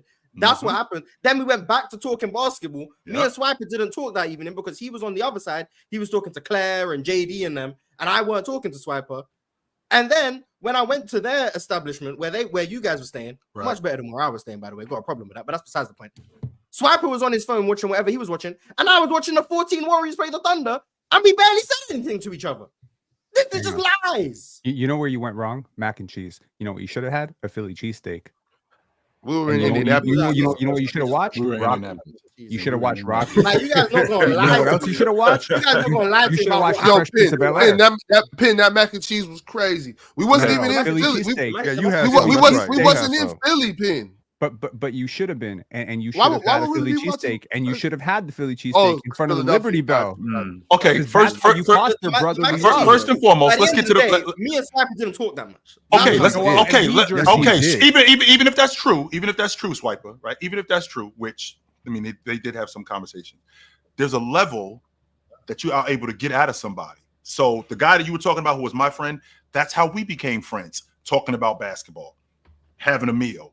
You, being the introvert that you are, Mars, Swiper was able to get some conversation out of you. So is it fair to say that you guys? He asked how race relations were in London, and I said, no, in England, and I said, me being in London allegedly, I didn't see how big of a problem. That's it was not all we because talked about, though, London's very Mars. much- But It's a bit for the Mars, public. I know. Mars, what you're saying. even if that's Barely true, so. as little And as none the of this is me as saying little we're friends. as That's little as the crazy. You try to conversation- downplay your friendship. Here's That's the difference, though, ridiculous. Mars. As There little is as no the conversation, 100% it is, because as little as the Mars, conversation why you don't want is, to be friends with us? as little as the conversation is, Mars, you're I an feel like you introvert. guys So are to choosing get me, anything and I've out never of said you, to get any kind of conversation out of you is a plus. And on top of that, we're going to add a meal to it. You and Swipe Up Boys. Stop acting like that, Mars. We all Please went acknowledge out to that eat. you and Mars. We all went out to eat, and then the Swipe Up moment we friends. left the Can you restaurant, just guess where stop? I went? To my bed. Let Everyone me else tell stayed you out. You know about where my I went? best Straight home. friend. Straight home. Do y'all know that Like, Tatiana you Ali brother. actually graduated from Like, Harvard? it wasn't my decision to go there. It was crazy, bro. Can you believe that? Give me a Little high. Ashley Banks graduated from Harvard University. It was amazing. It's the greatest thing ever. Being friends for no reason. All right, we gonna get to the Sixers. I was just Mars, merely oh acknowledging God. that this episode we figured out that Mars and Swiper are indeed friends, and now we figured out that the Kings and the Raptors have a secret alliance. That's all I was getting at. We gave him Davion. Which I love, by the way. Oh God. And we'll get to that. Well, all right, y'all. The Philadelphia 76ers. Swiper, I'm going to start with you, and I want you to talk to me about the Philadelphia 76ers. What are your thoughts about this current team? What are your expectations with this team? And who are you most looking forward to seeing? Excuse me. Well, number one, I shared this on Twitter the other day. 76ers fans were somehow mad about it. I think the 76ers have done a really good job of putting all NBA talent around Embiid. I think for me, that says they're trying. You know, Ben Simmons, Jimmy Butler, and then Tyrese Maxey, James Harden, and now Tyrese Maxey, Paul George.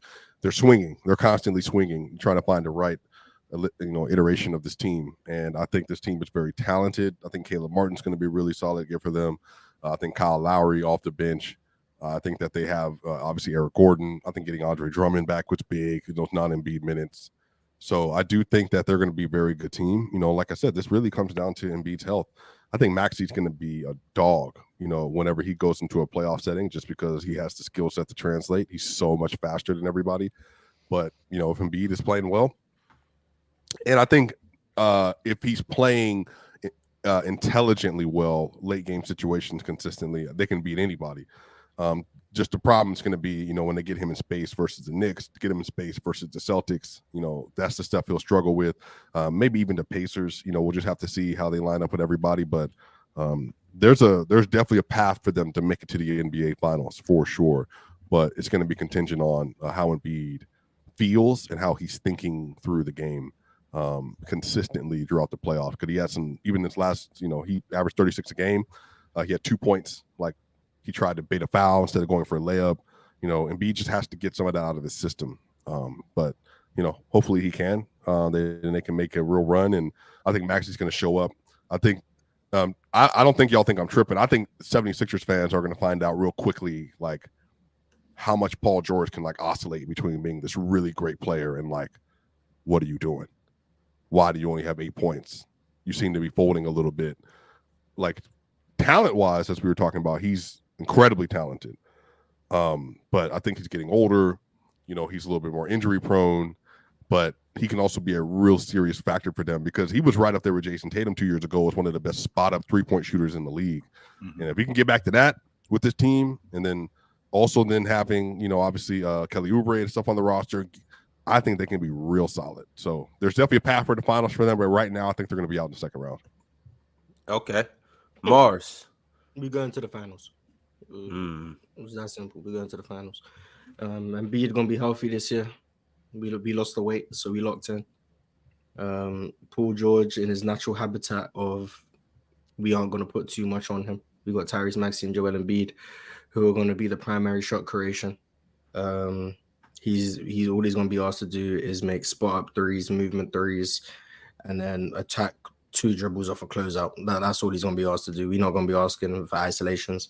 We're not going to be asking him to run high pick and rolls very often. He's just got to play off Embiid's gravity, play off Tyrese Maxey's ability to get into the paint and that drive and dish.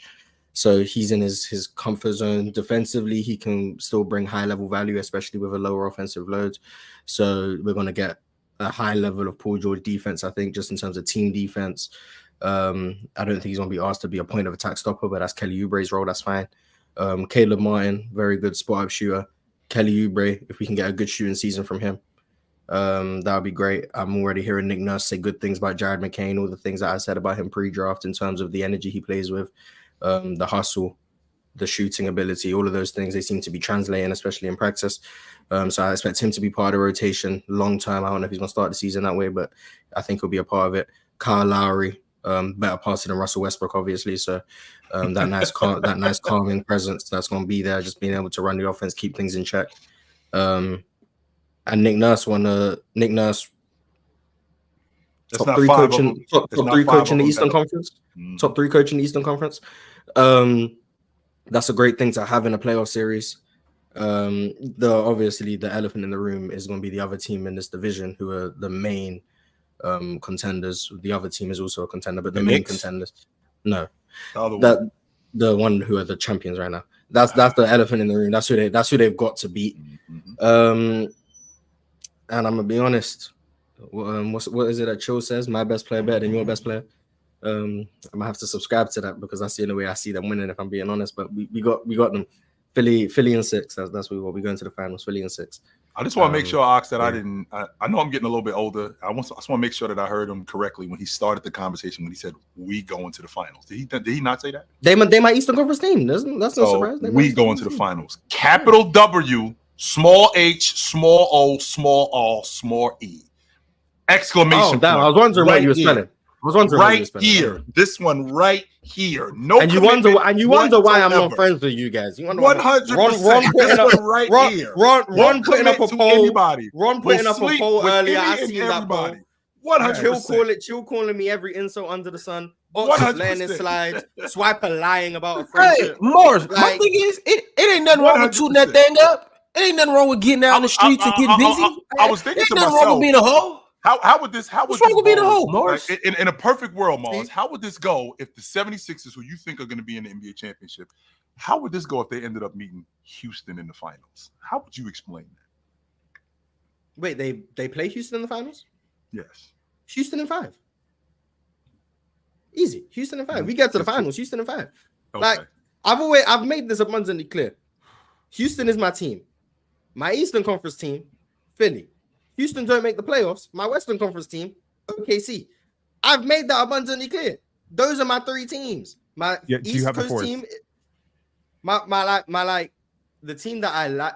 Then it becomes players. Then we got Lonzo, we got Ben Simmons, we got Shaden Sharp.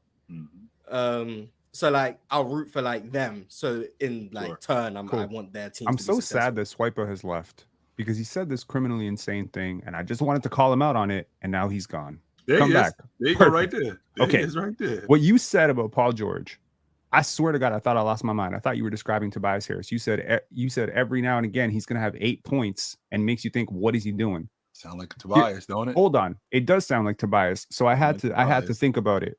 To the chat out there, I like Tobias. How many times in the last year do you think Paul George scored single digits when playing over 30 minutes? Once. I'll say 10 times. Last year? Yeah, last year. According to Swiper, he's like super inconsistent, right? That's kind of what you were saying. Games where including the NBA playoffs. Yeah, he is inconsistent. Maybe twice, maybe none. But I'll say Ox is right. It was once. It was once. Okay. And can you guess the team that it happened against? Philly. The Raptors. It happened against Denver. That's how I know you're not watching Paul George. Okay. So did you watch Paul George in the first round last year? I'm not claiming to be a Paul George expert, bro. I'm asking you, did you watch him in the first round? He had one game below 10 in the playoffs too. Stay on subject. I am staying on subject, but I'm asking, did you watch him in the first round last year, especially when Kawhi went down in the first round versus the Mavs? Did you watch that series? He had one single digit game against Dallas. Yes. So you do realize. Oh, so I was right. 2 games over the course of the season. When you ask Clippers fans about their experience with Paul George, for a player that talented, he is wildly inconsistent, especially in situations like that. You are going. Oh my God! When he's overexerted. Not just. I think you can get stuck on 8. You can get stuck on. It's not about the number. It's about the way he plays and impacts the game. That's what's going to be the thing that oscillates. It's not just the 8 points. It's the fact that when he gets to these shots, he's going to dribble into more contested shots than he needs to. He could be a very good pull-up, spot-up three-point shooter should he choose to utilize that. He cannot get to the rim consistently like he used to, in large part due to injury and age. There are going to be multiple things that you will notice over the course of time with PG to say he should be better than what he is right now. I think he's a very good player, but he's still going to be inconsistent relative to what you expect. That's just what it is. But that's I just don't like when A lot of personal that times bias is is going to overrated. color your commentary about who a player is, because it's Why is it objectively biased to not say true. he's going to be inconsistent? It's biased to say that he's going to be that somebody is having these very inconsistent fluctuations when literally he was a second or third option on most nights, right? Which he will be again. Okay. And I don't think I have a problem with my third option having 8 points in one game in an 82 game season. You know who else? But you're getting stuck on the points. I'm bringing up his play as a whole. I just named 4 different things. Stay on subject. Do you know who had 4 single digit games last year? 4 single digit scoring games. Let's hear it, Pin. The MVP of the league, Nikola Jokic. One of them's that Pistons game. Paul George is a great defender. Even didn't he have a 4.16 assists? Did he get thrown Yeah, out? the Pistons game. No, I'm talking about the Pistons game when they were up by 600. We're not. But why are you bringing up Joker when you know that's not even the same conversation? Because according to you, scoring 8 points every now and again makes you inconsistent. For Paul George, a primary scorer as opposed to the best playmaker in the league and passing. But he only did it one time, though, Swiper. That's the point. No, but I think you're getting. But again, I don't know where this. Again, let me expand this because apparently people are getting lost on just the points. It's not just going to be his scoring. So again, because I have watched Paul George, especially in the last several playoff runs, used to me, and you did not versus the Mavericks. I'm telling you what Clippers fans have said, including what the coaches also said. That man did need to do more than what he did, and because he didn't, they got smoked. And even with Kawhi going down, had James Harden over the course of that series had a number 2 option that was more consistent, they could have won that series. That's simple. But he wasn't consistent enough. And you can go watch the games back if you want, should you choose to watch basketball in the Western Conference, and then you'll see what I'm talking about. So, Swiper, what are we talking about when we talk about inconsistent? So, Swiper, what are we talking about when we talk about inconsistent? Everyone else isn't going to be asked to be Philly's second shot creator.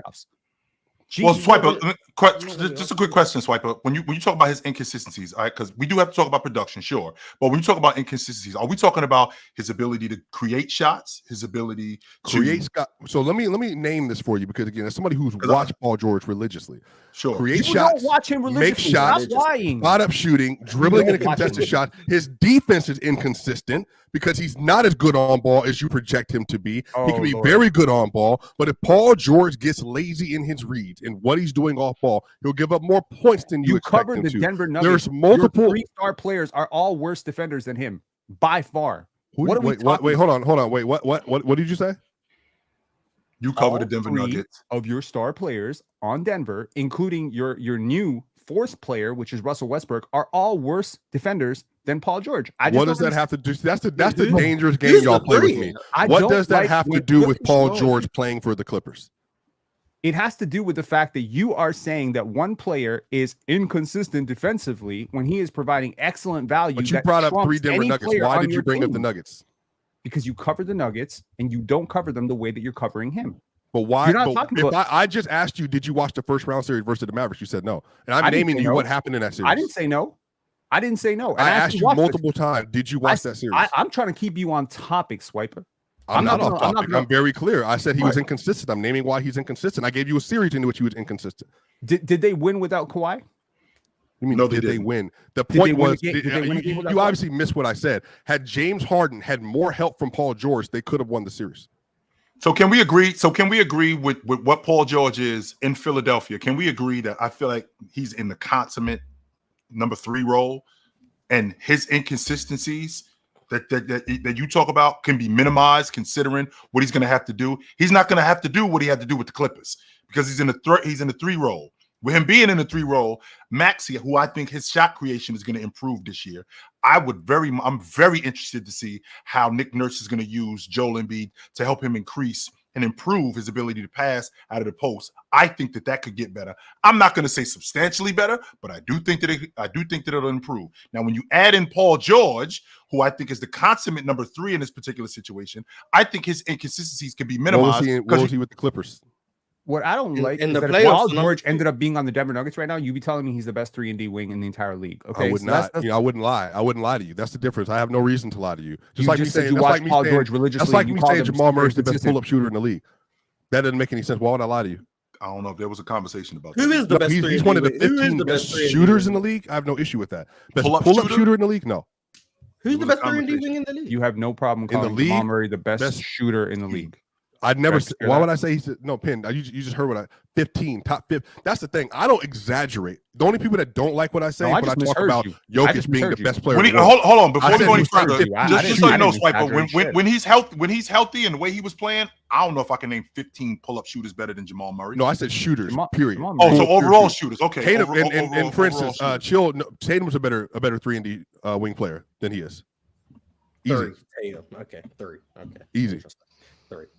Well, this is what I'm asking. What I'm asking is the role that Paul George is in, because the role he was in initially with the Clippers, James Harden was supposed to be the distributor and the scorer. Ox, say it on the stage, Ox. And he was supposed to be the Get out the chat and say it on the stage, son. He was Go ahead, Chill. supposed to be the distributor and the scorer later. It was supposed to be Leonard, George. That's why you brought James Harden in to do what Russell Westbrook was doing, set better. That's why you brought him in.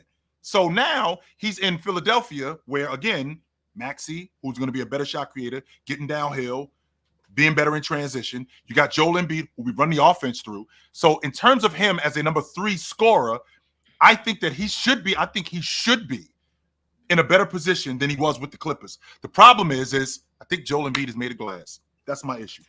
We lost. But also, and I just want to be clear about this. Like, Embiid has his own playoff struggles. Their most consistent playoff performer, probably most likely due to injuries to Embiid, might be Maxey, because Maxey's just not going to have the same issues he has to work through by next May or April, whenever they go out. What issues are those? Which for who? What for Maxey? What issues are those? I don't think Maxey has really any issues. I think he's a very good player who's going to thrive in a playoff setting, because he's really good in half court. He's really good in the full court. He's a great pull-up shooter. He's a great spot-up shooter. He can get to the rim with the best of them at the guard spot, and he's just faster than everybody. That just means a lot, especially in this league when you can't stay in front of somebody because you can't hand check.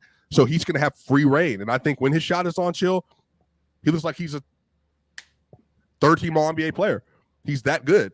If the shot's not on, then that's a different story. But the issue is Embiid is going to have his issues as a passer, as a playmaker, as a scorer sometimes, because of the type of shots he takes, depending on who they're playing against. And then PG, because of his game, he doesn't have the ability to continue to attack you in isolation like you want him to. And on top of that, he's going to force more difficult shots instead of taking the open ones at times, because that's what he did with the Clippers. But maybe Nick Nurse gets him into a different situation. Well, maybe it changes. Already did. Who knows? That's where the divide is, Swiper, because like you just said, he won't be able to attack as much as he used to. He won't be able to be in isolation as much as he used to. He won't have to be, because the offense is going to be ran through Joel Embiid. And with the offense being ran through Joel Embiid, man, I like the fact that I got a supplemental guy like Paul George as a number 3, where I can go to him, not necessarily regularly, but I could go to him when it's necessary to get a bucket, because he still can do that. And to Robert's point, he said all third option on. I don't think PG is an actual third option. I think he's going to be a third option. I think his skill set is designed for someone to be a first or second. First option on a playoff team, second option on a very elite team. I think his skill set, meaning his archetype, should allow for him to do that. I just don't think he is. He's not going to be like that anymore. But I think that's mostly due to age. And I think he can anchor second units. I think there's a surprising number of players who could pop on their second unit. I like Jared McCain. I think he's going to be a rookie that contributes relatively soon.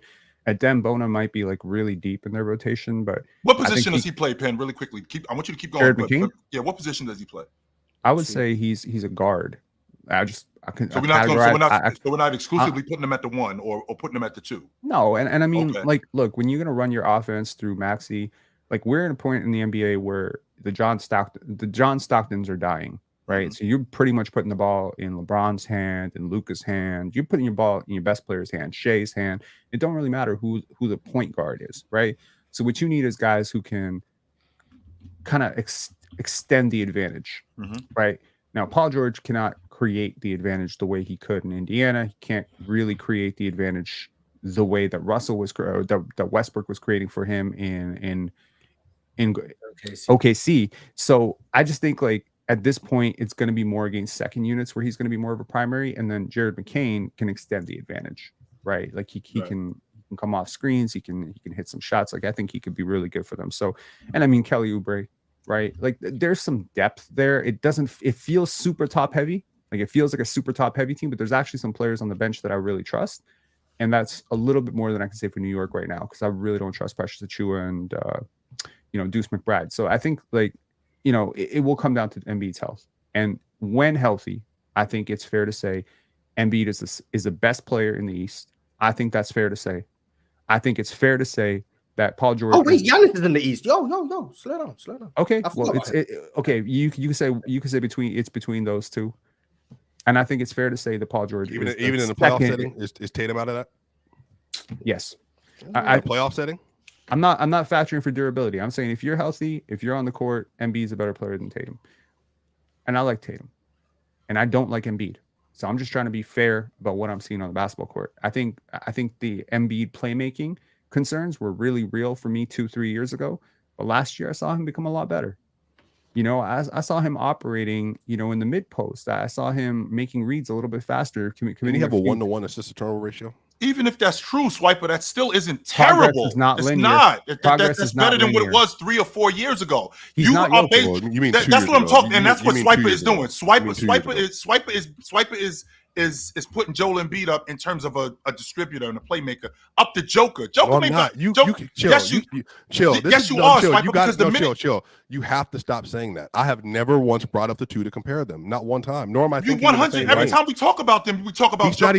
Just bring up Giannis. Then just bring up Giannis. I said Giannis. Giannis is a name. He's a better playmaker passer than Embiid. Just bring up Giannis. Hold on. He is factually. Okay, from the numbers. No doubt. Per 100 possessions, well, they play. Per 100 possessions as a rookie, Joel Embiid averaged 4 assists. Hold on. Per 100 possessions, Joel Embiid as a rookie averaged 4 assists per 100 possessions. Last year, he averaged 8. That is extremely high for a center. Playoffs. We're talking playoffs. I'm not talking playoffs. Joe and I were talking playoffs. Okay, sure. We are talking about the playoffs, but in the playoffs, it was 7.2. So for every and then do the turnovers as well. For every one assist. Not 1-to-1. Yeah, I don't know how they teach math. Not all turnovers come from playmaking. That's why it's just the per 100 doesn't change the ratio. We talking about elementary math here now? Right.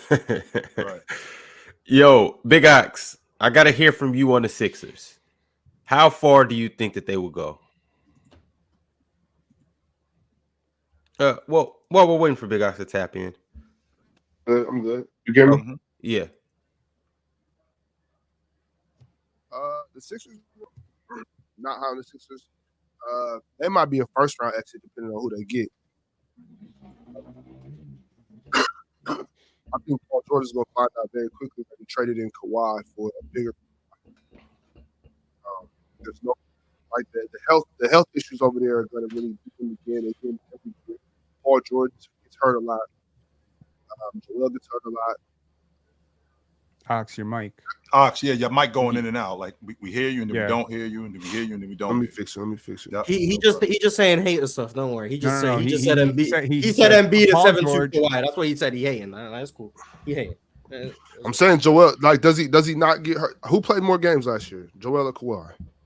Kawhi played double. I want to say. Yes, well, not double. You know what I mean? Joel. We got the same concerns, so it's not crazy for me to say that. Yeah, you a hater. That's cool. No, you're not, Mars. We've seen him 1,000 times. Mars, your man is good enough to get us to the NBA championship. He's that good. I'll be a hater. I'll be a hater. That's fine. If we're being honest with you. If we're being honest, but that's he is that good. Yes, he is, Mars. He's that good. But this the thing though, Chill. He's always getting hurt. He's never healthy.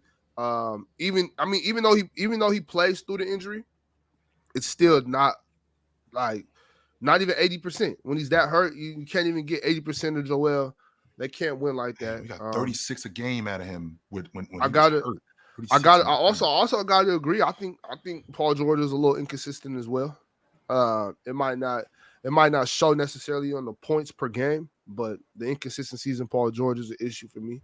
I think they'll probably be the third. Wait, who's all in this division? So we got the Celtics and the Knicks. Philly, the Knicks, Celtics, Knicks, Philly, Brooklyn, and Toronto. Yep.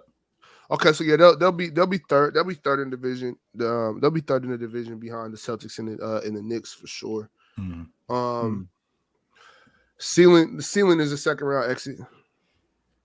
That's a ceiling. Yeah, ceiling is. Haters gonna hate, man. That's cool. Haters gonna hate. So Mars, you heard Joel Embiid in the like when you talked about him dropping 25 pounds, you heard him say, well, whatever it is that we need to do for me to be healthy in the playoffs. Does that mean that I'm looking at a 55-game season from Joel Embiid? Are we going to manage him where I'm only getting 55 games out of him? I'm getting less than 60 games, and I got a healthy Joel Embiid coming into the playoffs? And is that what I'm looking at? Because I can realistically see that, where we play him, then we sit him, then we play him, then sit him. I thought that doesn't work, too. I don't think I it works. mean, if you're gonna get hurt, you're gonna get hurt. Right. It just means you're looking at whatever it takes for him to be healthy, whether that's him playing every night, or that means him playing every other night, or that means him playing once a week. Whatever it takes for him to be healthy, that's what they're gonna do. They're gonna judge it on however they feel is the most optimal approach. We don't know what that is. We said that 3 years ago too, though. Or 2 years ago. Yeah, but I heard side effects of Ozempic is like brittle bones. So. All right, y'all. We are going to move on. If that's what he on, then cool. Then I ain't got them in the finals. But we lost weight, man. We gonna be healthy this year. It's cool though. You got. I understand the pessimism, but he gonna be healthy. So I think the addition of Andre Drummond was a big deal. The best rebounder ever. Yeah. I think that's a pretty big deal. I think they're going to be better defensively than we give them credit for. With Kelly Oubre on the wing, I think he helps them a lot. And and I said this to you guys a while ago, that I wasn't really tripping on them letting Buddy Hield walk out the front door, because I think Eric Gordon is a better shooter. I do. I think he's a better shooter than Buddy Hield, and I think he helps them out a lot more. And I think that Nick Nurse is going to optimize Joel Embiid in the post as a distributor. I think he's going to help out a lot. I think that they're good enough. I think Joel Embiid as a player, I think he is good enough to get his team to the NBA championship. He's just made of glass. That's my problem. But I guess, do you think his game will translate enough in a dead ball, typically dead ball, half court setting versus the Celtics versus the Knicks, ostensibly the Bucks? Do you think, to be honest with you, Swiper, yes. And the reason why is because I think he's good enough where if he can read defenses and process defenses just a little bit better, I think offensively, just as a scorer, I think he's good enough to control games. What about defensively with movement, when he has to move? And even defensively, now we're on the subject of health. Can Joel Embiid stay healthy? Can he stay healthy enough to be on the floor? When he is healthy, he is one of the better rim protectors in the game. I'd like to see him rebound a little bit better, but I do think that he's one of the better paint presence in the game when he is healthy. The difference is he can't stay healthy, which would explain why he can't move like he does, which would explain why he can't give me 14, 15 rebounds in the playoffs, which would be necessary in order for them to win. Because when you're rebounding at that kind of rate, that means that I'm slowing down teams and I'm slowing down their second chance opportunities. I'm killing possessions for them. I'm killing their momentum when I'm doing stuff like that. And if I could get Joel Embiid to rebound at that kind of level, if I could get Joel Embiid as a paint presence to man the paint at that kind of level, 100% he can do that. The difference is that mobility is the issue, and that's him being injured. And if you can't do that, then I really like what this team did in terms of depth. Like, we're not even talking about Gershon Yabusele, and I don't know if y'all watch France in the Olympics, but that dude can hoop. Okay, he's a really good player, and I mean, that's probably your 11th guy. That's your 11th guy on the bench. That's a break in case use is required guy. You got Caleb Martin. I mean, I know Caleb Martin not going to be against the Boston Celtics in the finals, in the Eastern Conference Finals, Caleb Martin all the time, but he's a pretty good player too. These are upgrades. No, this is a really good team. Upgrades. They are super underrated. They deeper than 11 deep. This team can legitimately play 14 players in. I mean, that might be crazy. I'm not saying they're going to. I'm saying, like Mars, if some players, excluding their big three, if any of the other guys get injured, they have guys that they can fill in. Ricky Council is a very, very good player. Yes, he is. Jared McCain is a really good player. Kelly Oubre Jr. proved it last year, got the contract extension. He's a good player. Andre Drummond, I have all the issues in the world about him calling himself the greatest rebounder ever, but he is a really good rebounder. He might be the best rebounder in the NBA.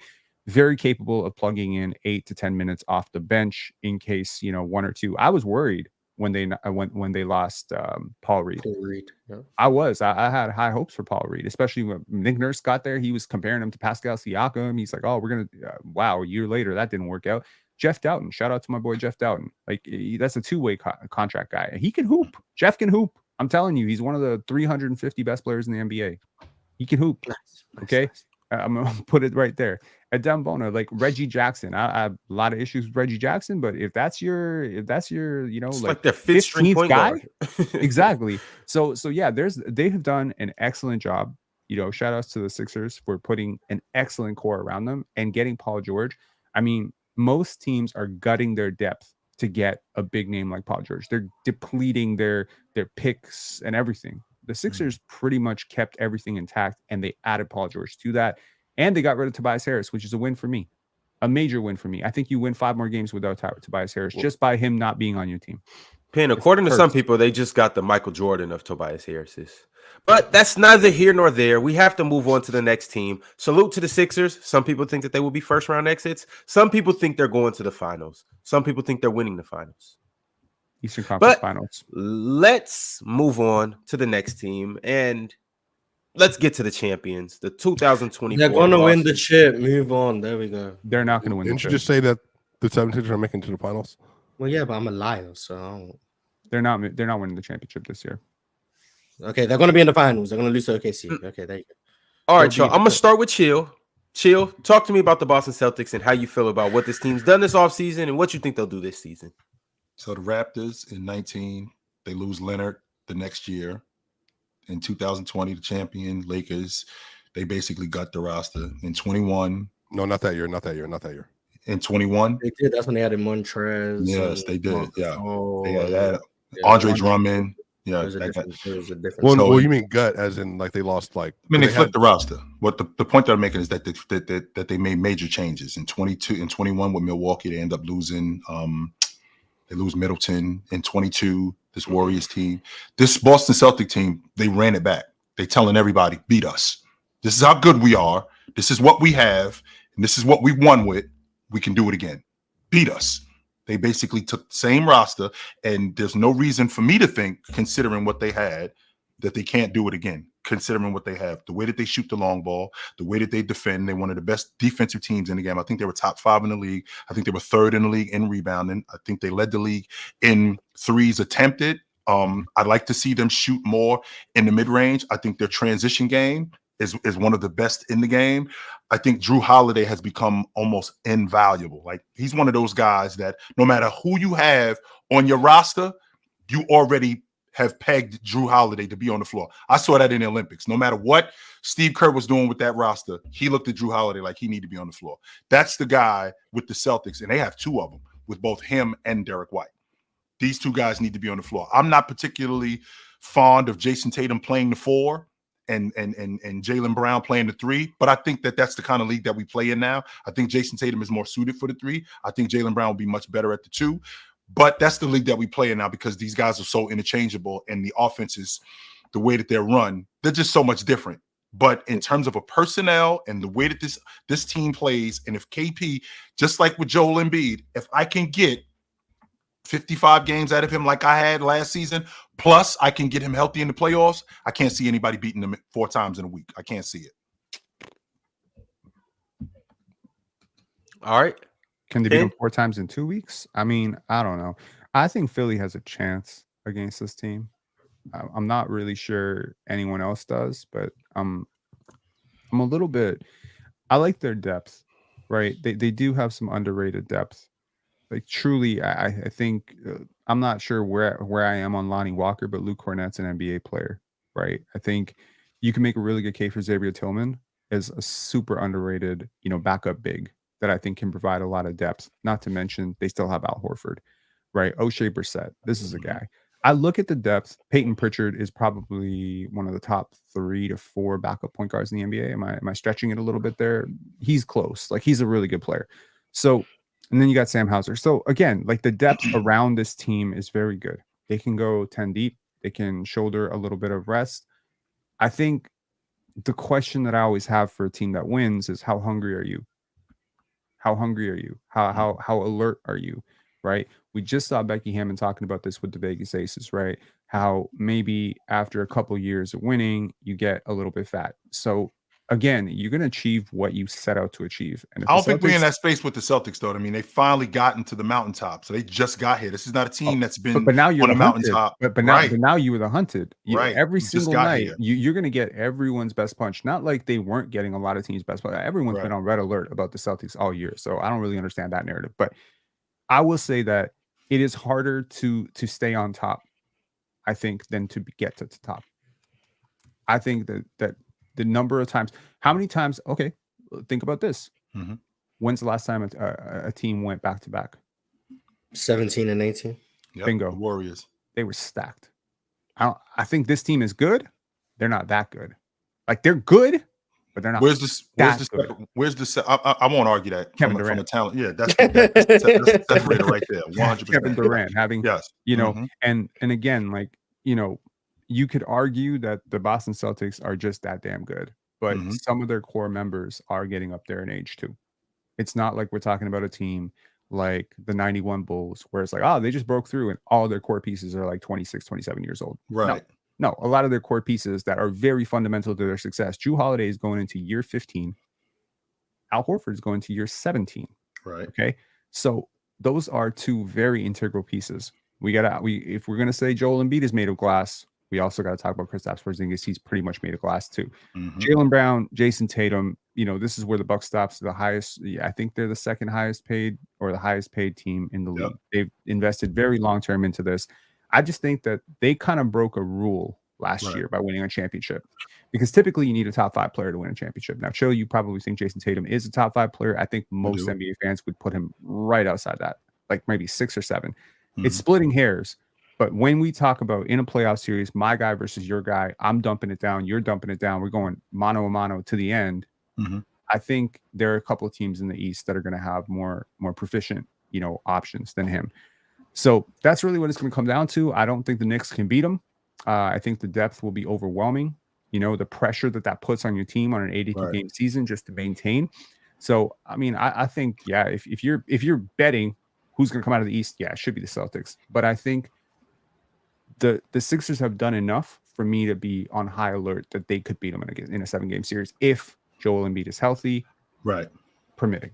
But then I see, I'm pretty confident I saw Joel Embiid and Jason Tatum go at it in a playoff series where my best player was better than your best player. I did see Jason Tatum and Giannis go at it, where I still think Giannis is better than him, but my best player at that particular time was better than your best player. I mean, I have seen that. That doesn't mean that Giannis isn't better than Jason Tatum. I'm looking at the situation where I watched Philadelphia, Joel Embiid already told us there is no rivalry between these guys. These guys kick our ass every time we play them. They own Boston. They own Philadelphia. So with that being said, I've been able to see him do that in situations in the playoffs where he has outplayed a guy. That's happened. Well, so with that being said, that part doesn't worry me. What I'm thinking about with this team more than anything, you brought it up with Kristaps Porzingis. They ended up winning the NBA championship with Kristaps Porzingis basically playing 4 games. That's one game. That's one game of series. They still won the NBA championship. So if they could get him, I feel like to play even more than half the games in the playoffs plus 50 games, I feel like that puts them at an even better advantage, considering that they brought everybody else back and they still have everything that they have, being one of the best 3-point shooting teams in the league, being one of the best rebounding teams in the league, being one of the best defensive teams in the league. All of those things matter when we're talking about an NBA championship. And to your point, when you talk about these guys being long in the tooth, I was in favor of actually starting Jaylen Brown at the 2, Jason Tatum at the 3, Jaylen Brown at the 2, Jason Tatum at the 3, Al Horford at the 4, and Porzingis at the 5, with Derek White coming off the bench. I was in favor of doing that, putting these guys at their natural positions. That's what I wanted to do. Now, Drew Holiday, who wasn't shooting the ball great coming into the playoffs last year, and even in the first round, he wasn't shooting the basketball great. But they did so many of the other things necessary in order for them to win, being one of the better defensive teams in the playoffs. I think that can translate next year, because now we've seen what this looks like. We've seen how deep we can get into the playoffs. We've seen that we can win it. So no matter what it is that's in front of us, we can do it. You think Joe Mazzulla is a better coach than Nick Nurse? Do I think Joe Mazzulla is a better coach than Nick Nurse? I don't right now. No, I do not. Okay. So I think we saw this with the Raptors versus the Celtics in the bubble, right? It was like a chess match between Nick Nurse and Brad Stevens. And it was just a game of adjustments, right? And in the playoffs, it's a game of adjustments. And when the arms race is so drastically in your favor, maybe some of those adjustments don't really matter all that much because you're just out talenting everybody. But I think Philadelphia has closed the gap just enough. My questions with Philadelphia over Boston in a 7-game series ultimately come down to belief, discipline, and overall mental toughness. Paul George does not inspire a lot of mental toughness for me. So as much as I reel back on the inconsistency of scoring volume, I agree that his effort dials in. If I had to take a shot for every time Swiper rolled his eyes, I'd be drunk by minute 12. The effort, sometimes it goes in and out and it leaves you desiring more. There are a lot of players like that. Michael Porter Jr. is like that. There's a lot of players like that in the NBA. It's not exclusive to Paul George. It just so happens that Paul George is just so start taking a ginger shot every time he brings up a Denver Nugget. Great. Hey, pass some of that ginger too. That's a fact. Fever tree, baby. Shoot. Pass some of them shots, Penn.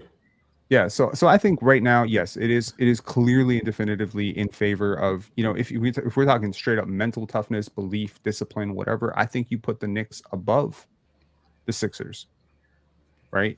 So either way, it is going to come down to these three teams at the top. I think Milwaukee being a distant fourth, right? It's going to be in there.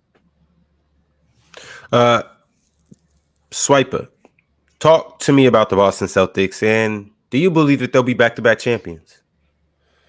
I mean, they definitely have the best odds to do so. I think they're going to be the variance team of the NBA again, having like an all-time regular season level defense.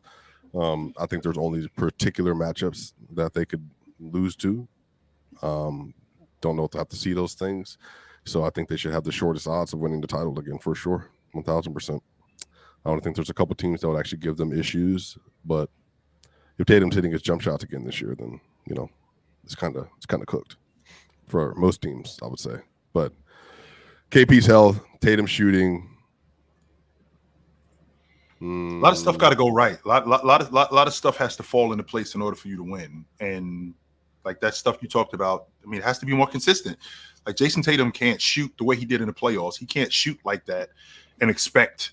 He did it 2 years in a row. He might be able to, though. 32% the year before, 28% from three last year. That is a significant drop off. It is. 100% it is. So, I mean, it has to get better. He's dropped off exactly on average 7% on average per year from three. That is drastic. I think that's where the problem is. And I think that him settling for the long ball, I think that's where that in-between game has to get better. I mean, he can play in the mid-range. He's damn good in the mid-range. I think the problem is that because the way the Celtics play when they shoot the long ball, you kind of get wrapped up in. He gets wrapped up in that, and he lets guys off the hook. I've seen him drive down the lane and dunk on guys. I've seen him finish at the rim. I mean, I think he finishes at the rim at a 75% rate. I mean, that's pretty damn good in the NBA. So if he can get off the long ball line and get in the mid-range more, get on the block more. I mean, he played double in the post last season than he did the year before that. If he could get in the post, if he could get in the mid-range a little bit more, I think that would build his confidence and build his rhythm more as a jump shooter to be able to crack the long ball. That's the thing, Chill. They're not. I don't know if they need that though. Like they're so good that Tatum can probably just have a year like he had last year, which he finished his first team by the 65-game rule. He's a top 6 player in the regular season setting or 7. And then he goes to the playoffs. He's inconsistent, but his defense is elite. His passing is very good. His playmaking is very good. He scores at a high enough level. They get the right matchups. They walk through everybody. They get the right matchup in the finals. And they walk through everybody again. They're that good where I only think there's 2 or 3 teams that could actually push them. And that's if they could push them. The Knicks are going to have to be fully healthy. If OG Anunoby is not there, they're not winning. If Mikal Bridges is not there, they're not winning. If Jalen Brunson is not Super Saiyan, they're not winning. If Karl Anthony Towns doesn't play like he did in the first and second round, they're not winning. It's that simple. It's 76ers. Embiid has to be at 100% health. Paul George needs to play consistent, or they're not winning. But when we say the same thing about the Celtics this year? Well, that's what I'm saying, man. No, they're that good. No, I don't. If Drew Holiday gets hurt their chances of winning a championship go down significantly. 100%. He's the backbone of that team. Significantly.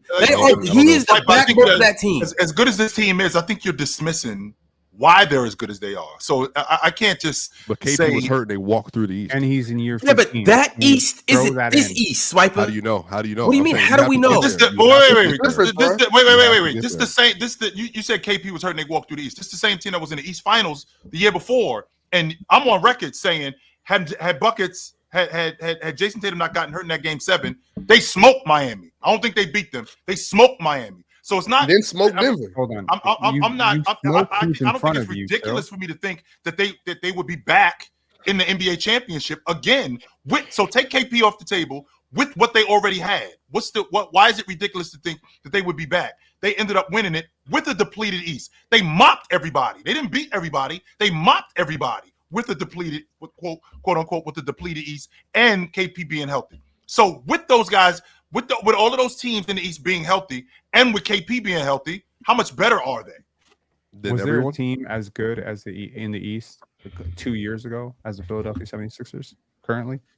Or even as the Knicks? So with James Harden and Maxey and Joel Embiid, was there a team the Bucks potentially? I would say the Bucks.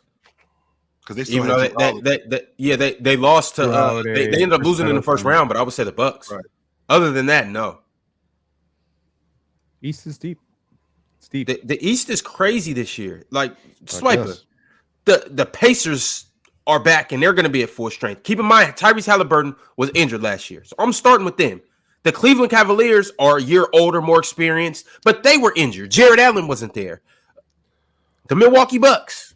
Giannis was hurt, but they got a year of experience. Karl Anthony Towns plays for the Knicks now. Yes. The Philadelphia Sixers added Paul George, and we just talked about how deep they are. The Orlando Magic get a year of experience. They come back bigger, better, and stronger. They're not going to beat the Celtics. I'm not. That's not what I'm saying, Swiper. What I'm saying is the East is better this year than it is last year. They are not going to be now. Granted, injuries do happen, and if that happens, okay, then we can have a different story. But if everybody's at full strength, they're not going to be able to crawl to the finals. It's not going to be a Well, I mean, we're having unbeatable. to put probability into this, and Embiid and Giannis getting back to that down to that point.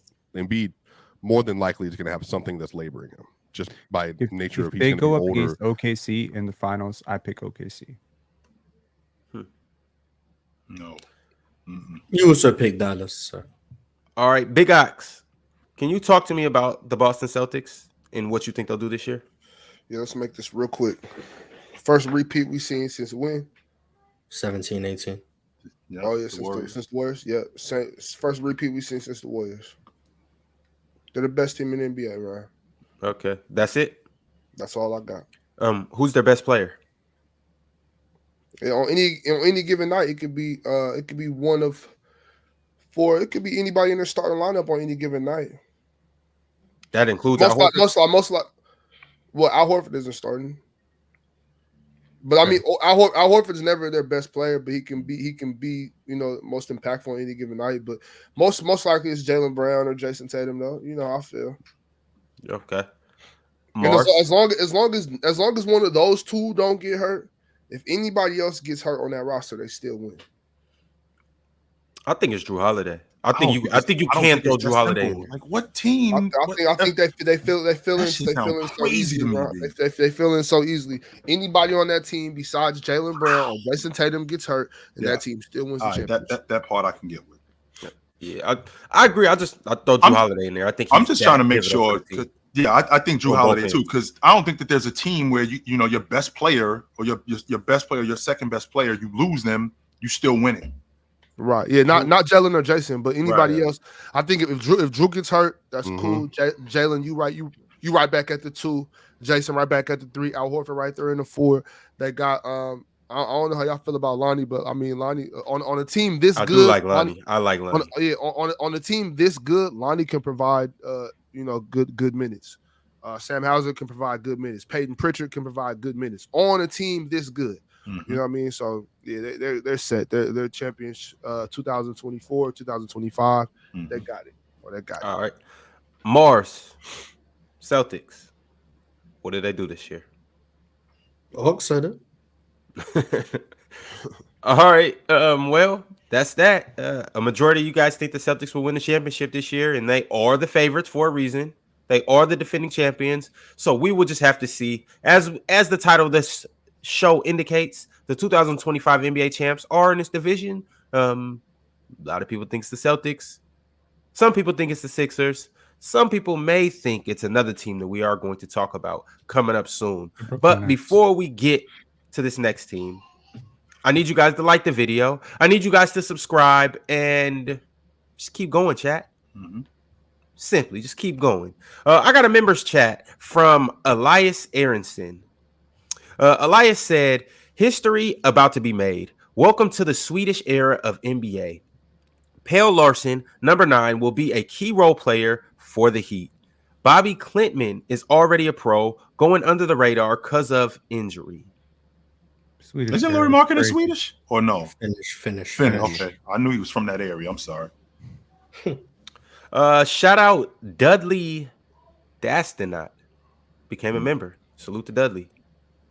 Toxic Hoodie has been a member for 8 months. Toxic said, so just to clarify, there isn't an argument for Wall over Westbrook as a passer. In my opinion, Wall clears Westbrook. He didn't say clear. He said he's better. But his opinion. Or greater. Greater than. Greater than or clears is, well, go ahead. His opinion's wrong. It is. That's hard. That's hard to say because I think they're closer than y'all giving them credit for. I would agree. I would go ahead and go with Russ. If I had to vote, I'd probably give my vote to Russ on that one. But I think it's comparable enough to where that as an opinion is okay. If you're saying that as facts, then it's like, come on, bro. But like as an opinion, I think that's a fair opinion. I mean, it's all opinion. Better passer is all going to be opinion. I mean, not necessarily. No, I mean, it's all of it. Like you can't objectively prove this guy's a better passer than someone else. Like, well, it depends on the two guys we're talking. Mars, you just roasted me yesterday on last second shot clock. So there's numbers for everything. So yeah, but there's not a number for who's better at this. Assist to turnover rate, averages assist to turnover ratio doesn't prove you're a better passer. You can use it as a rating. So if we're talking about a passer, just passer rating is another stat. It overvalues some things in terms of any stat for that. I can't take. I can't take. None of it's going to tell you objectively who the better passer. You can use it as tools, but it's not going to tell you who the better passer. You're just going to use it to support the opinion you have. If you think Russ is better or you think John Wall is better, you're going to say, well, John Wall's better because of assist to turnover ratio or because this stat supports it. And if you think Russ is better, you're going to find stats that support that. And you're going to be like, well, he's better because of these stats. It's all going to be subjective. And even if every stat points to one guy, if you think the other guy's better, you're going to say the stats don't matter. Like people use stats because they support the opinion they've already had on the player. And some people will make their opinion solely based on stats. And I think that's stupid too. But even then, the stats don't tell you who's better. Even if you say this guy's a better scorer because he averages more points, blah, blah, blah, that doesn't mean he's a better scorer. The fact is he scores more points. That's a fact. This guy averages more points than that guy. Fact, he scores more points per game. It doesn't make it a fact that he's a better scorer than him. That's still an opinion. Being better at something is still going to be an opinion. It's an opinion that Andre Drummond is the best rebounder ever. Now, he might have some stats that back it up, rebound rate, total rebounds, whatever stats he has that might back up his opinion. It's still an opinion. It's also an opinion if you think it's Dennis Rodman. It's also an opinion if you think it's Wilt Chamberlain.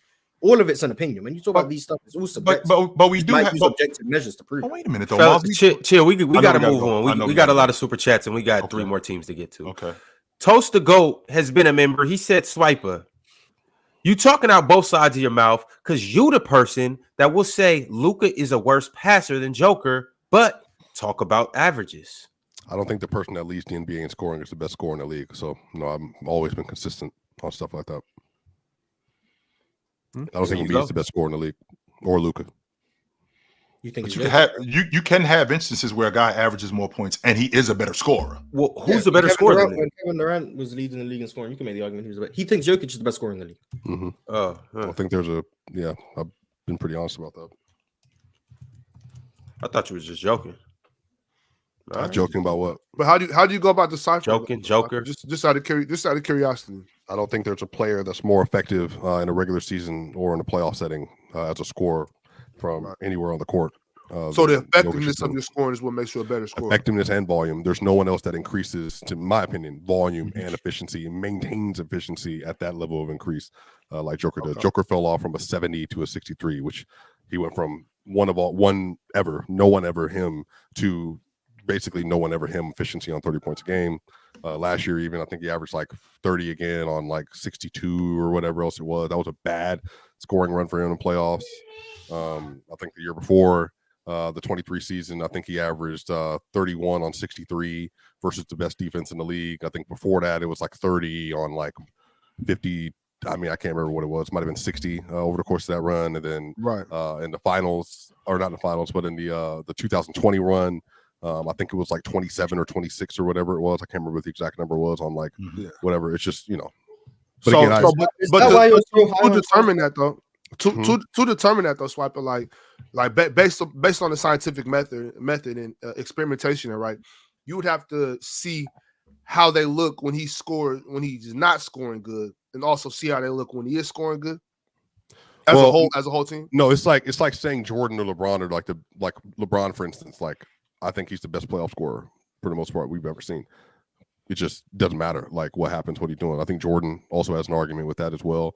I think if you just elevate a player into the most difficult situations possible, are they still able to have the same amount of effectiveness or more effectiveness relative to the rest of the league? That matters on higher volume. Like their volume's going up even more, and they're still like cooking everybody. And I think that's like Joker faces Bam, and it's like 30 when no one else is doing this, 30 on like 67. You know, when Joker's facing AD, you know, it's 28 on 61, or this year it was 30 on whatever else it was. Like, you know what I mean? Like, or Rudy Gobert, he shot 61% from 2 versus the Minnesota Timberwolves versus contested defenses and all that stuff. Like, it just doesn't, like, just no real option unless he's missing 3-pointers, which is, I think, kind of what it comes down to. Whereas, like, Jokic, like Luka is more jump shot dependent, like we saw in the NBA Finals.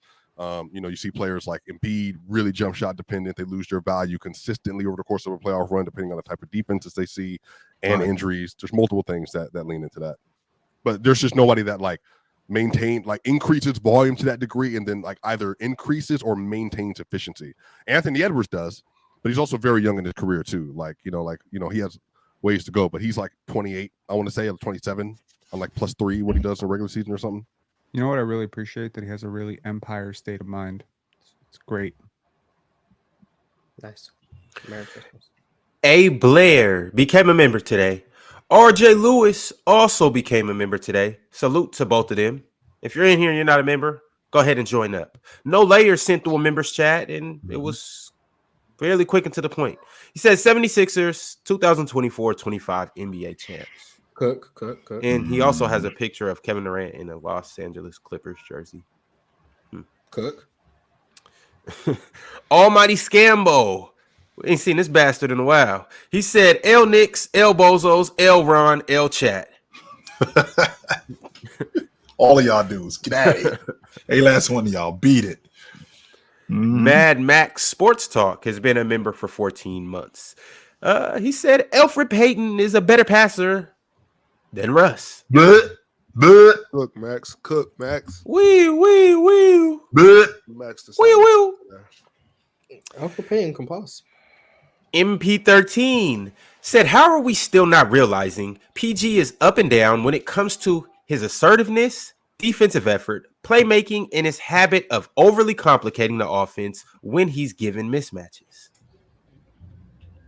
He's not a perfect player. No one is. Cap, Jalen Green. All right, y'all. It is time to talk about the most highly anticipated team in this conference. The team that's ready to make the biggest splash in the NBA. The team that has the biggest fan base in the NBA. You talking about Brooklyn? The team that's in the biggest city in the NBA. Talking Toronto. We the North, baby. We talking Toronto. Oh, you Let's talk about the Toronto Raptors, man. Let's discuss them. Let's get into them, y'all. Yeah, let's do that. Let's do that. Obviously, Pin, you know we got to start with you to kick off this good old Raptors talk. Talk to us about what you're excited to see about this team And what ultimately are your expectations for the Toronto Raptors in 2025? Okay, so I mean, they shifted away from Nick Nurse. They won a championship with him. They shifted away. Development wasn't going right. They weren't passing the ball. There was a lot of accusations of selfish basketball, and I would largely say I spearheaded that entire movement because it was abysmal to watch. It was really just guys pounding the air out of the basketball, not really trusting each other. It was bleeding over to the defense, and I think that they really underachieved. Last year under Darko Rajakovic, a lot of people like to clown him. You know, there's been a lot made about, you know, his effervescent, I don't know, positivity, but he is a very player-friendly coach. He's a development coach, and he preached ball movement. He preached European-style development. He preached motion offense, and he accomplished it. The Raptors hit a all-time record for assists in a single season last year. They weren't very good at all because their defense was ass. Scotty Barnes and Jakob Poeltl missed a ton of time. They had 4 major trades last year, including the Dennis Schroeder trade. Then there was the OG Anunoby trade, Pascal Siakam trade. And then there was an underrated somewhat trade later in the season for Kelly Olynyk and Otto Porter, that whole thing. So, you know, constantly shuffling in pieces, moving them in and out. Then they had scandal after scandal last year. They had the Jonte Porter scandal. Then they had Christian Koloko with the blood clots. RJ Barrett's brother, Nathan Barrett, shout out to Nathan Barrett, rest in peace. He passed away. It was just a hell of a season. And I think when you have a hell of a season like that, people naturally downplay your success. But for the first 8 games last year, Scotty Barnes was literally on record to break records. He was the only player in NBA history. I think we started out with, I think it was a 21, 10, 6, 1.51, something like that. It was like, I looked through the charts. There was no player in NBA history who's ever started out like that. Through 35 games, he was still shooting nearly 40% from 3, which is not something anyone was expecting. He had the game against the Boston Celtics where he had 7 for 15 from 3, which is just crazy. And then his production fell off pretty much automatically when OG Anunoby was traded. He had a massive height and defensive role. He had to be a point of attack defender. It was very exhausting. Then he got injured, and then we didn't see the rest of it. So this year, they're preaching defense. Everything is about higher pickup points. They've made a trade for Davion Mitchell. They made this trade last year for Ochai Agbaji, who I'm not really sure about very much. They have 5 rookies on the roster. 3 of them I'm very excited about. One of them I'm confused about, and the other one I don't think really counts. And I think you could expect Grady Dick to have, you know, some ascension here. The big questions for this team really are, how good can this trio be? Like, can Scotty go from all-star to all-NBA? I think he can. Some people think he can't. Can RJ Barrett maintain what he was last year? Let me tell you what he averaged with the Raptors after becoming a Raptor. I don't want to talk about the Knicks. He averaged 55% from the field and 40% from 3 as a 21 point per game scorer. I think it was a 6 and 4. So that's basically sub all-star numbers. He's just a terrible defender. With Emmanuel Quickley, they shifted his game a little bit. They made him more from a, you know, scoring guard to a facilitator, upping his usage.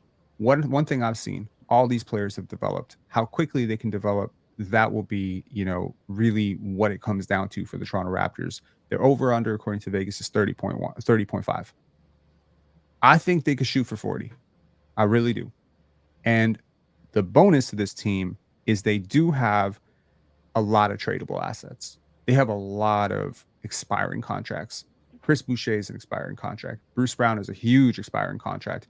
Is there a contender at some point that is going to decide they're not really, or a fringe playoff team that decides, shit, we're not very good, we need to get off some of this salary?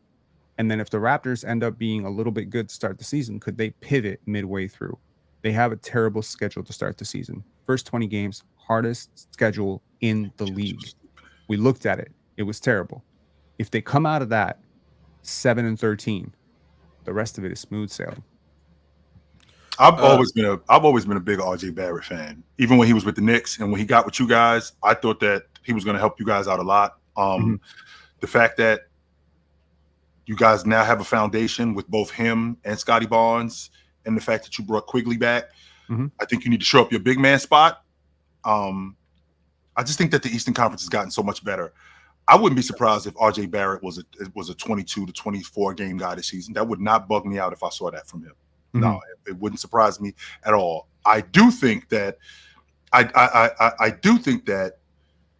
Scotty Barnes, with him becoming an all-star, I do think that now, you know, the timeline is getting pushed up. Okay, now what are we in, year 4 that we're going into now with him? So we're going into year 4. So there are some improvements that need to be made. I do need to see a better defense. He made him. Right. And that has to continue because this team, again, the Eastern Conference is just getting better. So when I think about Davion Mitchell, who, you know, there weren't a lot of people big on him. I was huge on Davion Mitchell. He's playing almost 30 minutes a game. When he got to Sacramento as a rookie, he was averaging double figures. He just wasn't going to play in front of De'Aaron Fox. The fact that they gave him the ball now up in Toronto, and he's going to be your starting lead guard, one of the better lead guard defenders in the game. I think he can be. Wait, who? Davion Mitchell. I think Davion ain't starting. Who's going to start in front of him? IQ. You think Quigley? I keep trying to say this. They just paid him. They just paid him 160 million. Of course, I thought Davion Mitchell is not $1,000,000%. I promise. I thought that Quigley was the 2 guard. And no. I'm 99% positive that it will be IQ, Grady, RJ, Scotty, and Jakob Poeltl. You got Grady starting? Yes. He was the 13th overall pick. He's a solid movement shooter. And here's the thing. With Grady, the thing with Grady Dick is he had a tale of 2 seasons last year. The first half of the season, he was awful. He had literally 1 good game. It was against Philly. The rest of it was pretty much trash. He was like, per boxes minus, I think he was the 3rd or 4th worst player in the league. Then they sent him down to the G League. And I got to tell you, I watched every one of those games, and he was really bad. Like, he looked so bad. I didn't know if he was an NBA player, but I kept up hope, and I kept saying, this kid is young. He's 19 years old. There's a physical adjustment to the NBA. He's playing a little bit scared.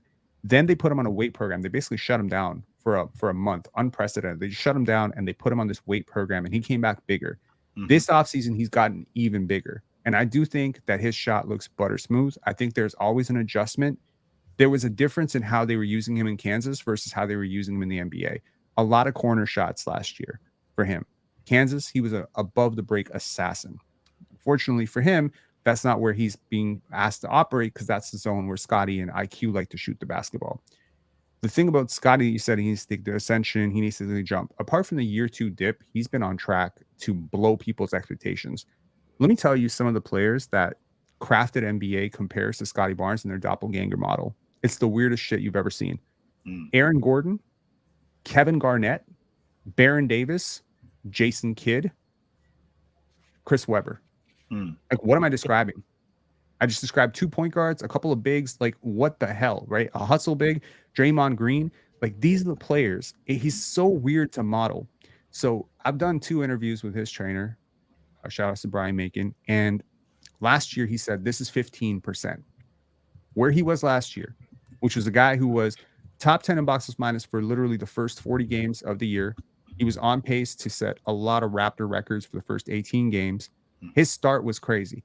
But when they started trading away their guys, when they started trading away OG and Pascal, I think the season kind of slipped away from them, and he saw it. He's like, oh, we're going that way? Let me chill. I will say this. Last year, all of Brian's focus with him was on pull-up, was on catch and shoot. Everything was catch and shoot. They were working on it because they knew he was going to be playing off Pascal. This year, all of their focus has been on pull-up. And he looks leaner. He looks a lot lighter. He looks about 10 pounds lighter. And he's moving so different. I've never seen him move this way. Even back in Florida State, I always felt him to be a little heavy-footed, a little bit slow, a little bit He was like that when he first came into the league, too. He looked like he was a little heavier. Yeah. Right. But right now, he's moving smooth. Like, if you squint your eyes, you see a lot of Paul George. A lot of Paul George. Like, in terms of how he's moving. In terms of how he's moving, as a 6'8" guy, like, his measurements are honestly insane. 7'4" wingspan, 6'8", number 1 in defensive versatility across the league. I think he's so underrated. So underrated. A great passer. You think he'll be an all-star this year? He will be an all-star this year. Yes. If he's outright, like outright all-star, because last year, I mean, he got there was some guys that ended up which would explain why he ended up making an all-star game. But this season, are we talking about an outright all-star? Because the Eastern Conference is a nightmare, yo. In fairness, Chill, he was one of those guys who fell off. He was one of those guys who fell off. In the 3-4 weeks leading up to the All-Star game, before Adam Silver made his announcement, his numbers dipped hard. His numbers started dipping literally on December 31st. When OG was traded, those numbers dipped significantly. Yep. He went from a guy who was 8 box plus minus, which is literally, I was saying every day, he's like 7th or 8th in the league in box plus minus. He was like right up there with Tyrese Halliburton, Nikola Jokic, Joel Embiid. He was right up there with those guys. And people weren't paying attention because his scoring numbers weren't crazy. He was averaging 21 points per game. And people are like, well, 21 points per game is not a superstar. But all the other stuff that he's doing, the 9 rebounds, the 10 rebounds, the 7 assists, the 2 blocks, the crazy, the secondary passing, that stuff is making his teammates so much better. So I think with, now that he's got the pull-up game better, he's moving a lot better, he's able to manipulate the dribble a little bit better. I think he could just get to his spots better. And he sees the court better than any player on this team. I think he is their point guard. He's really like their de facto point guard. He's the best passer on this team. So they're going to play him lower third on defense. They're going to play probably they're going to have him anchoring the first in the second unit in terms of as a playmaker. And I think overall you're going to see some ascension. Now, obviously, what's wrong with this team is really the second unit. Kelly Olynyk, not a center. They don't have a rim protector on that second unit. If Jakob Poeltl goes out, you got no rim protection on this team. There's not even a Mitchell Robinson. There's no Jericho. That's what I think the nothing. hole is. Yeah, I think It's that's a big what the hole hole. is. It's a huge hole. And so here's the thing. They have all their draft picks. They have the Indiana 2026. If they decide to pivot and say, shit, we actually got one of them ones, and we don't know how long these guys stay healthy. I'm pretty sure if you asked the Orlando Magic in 2002, 2003, how long do you have to build around Tracy McGrady? They would have told you 10 years. They didn't have that. They didn't have 10 years. You never know how long these windows stay open.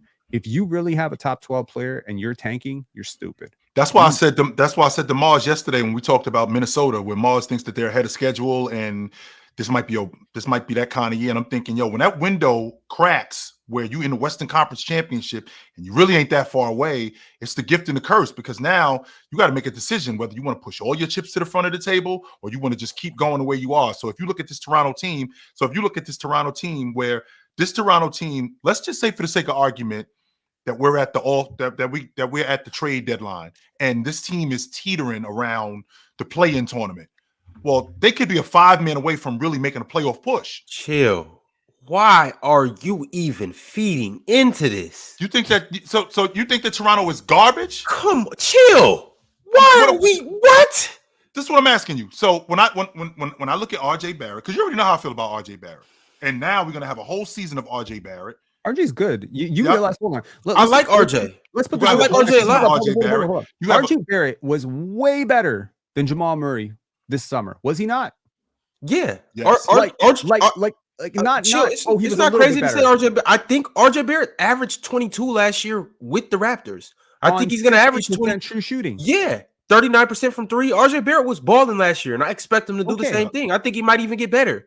I think Scotty Barnes is going to get better. Option. Top 12 player? No. But I ain't going that far. Well, that's what Ben said, and then that just went right over your head, and then you started capping for him too. I didn't say anything. Whoa, I know you didn't. Penn said, "Chill." This is what happened. I heard what he said. Penn said, if you have a top 12 player and you don't build around them, you're stupid. And then that's when you went to saying, oh, well, if they're teetering around this, then they should go and get a 5-man and yada, yada, yada. Right. First off, they don't have a top 12 player. So let's just all get that out of our mind. If you think that, grab that pin from Men in Black, flash yourself, forget about that, and let's come back to the table. Okay? They don't have a top 12 player. Okay. All right, so the top 12 player, let's take that off the table. I don't think that they have a top 12 player. However, Toronto last season, they won 32 games, right? So with them winning 32 games, how many games does it take to get into the play-in tournament? What, 37, 38? Chill. They won some of those games with Pascal Siakam. They won some of those games with OG Anunoby. They did have those two guys this year. But they also lost a lot of those games with them too. And on top of that, Ron, we got 2 young stars and another guy in Quigley who makes this offense better.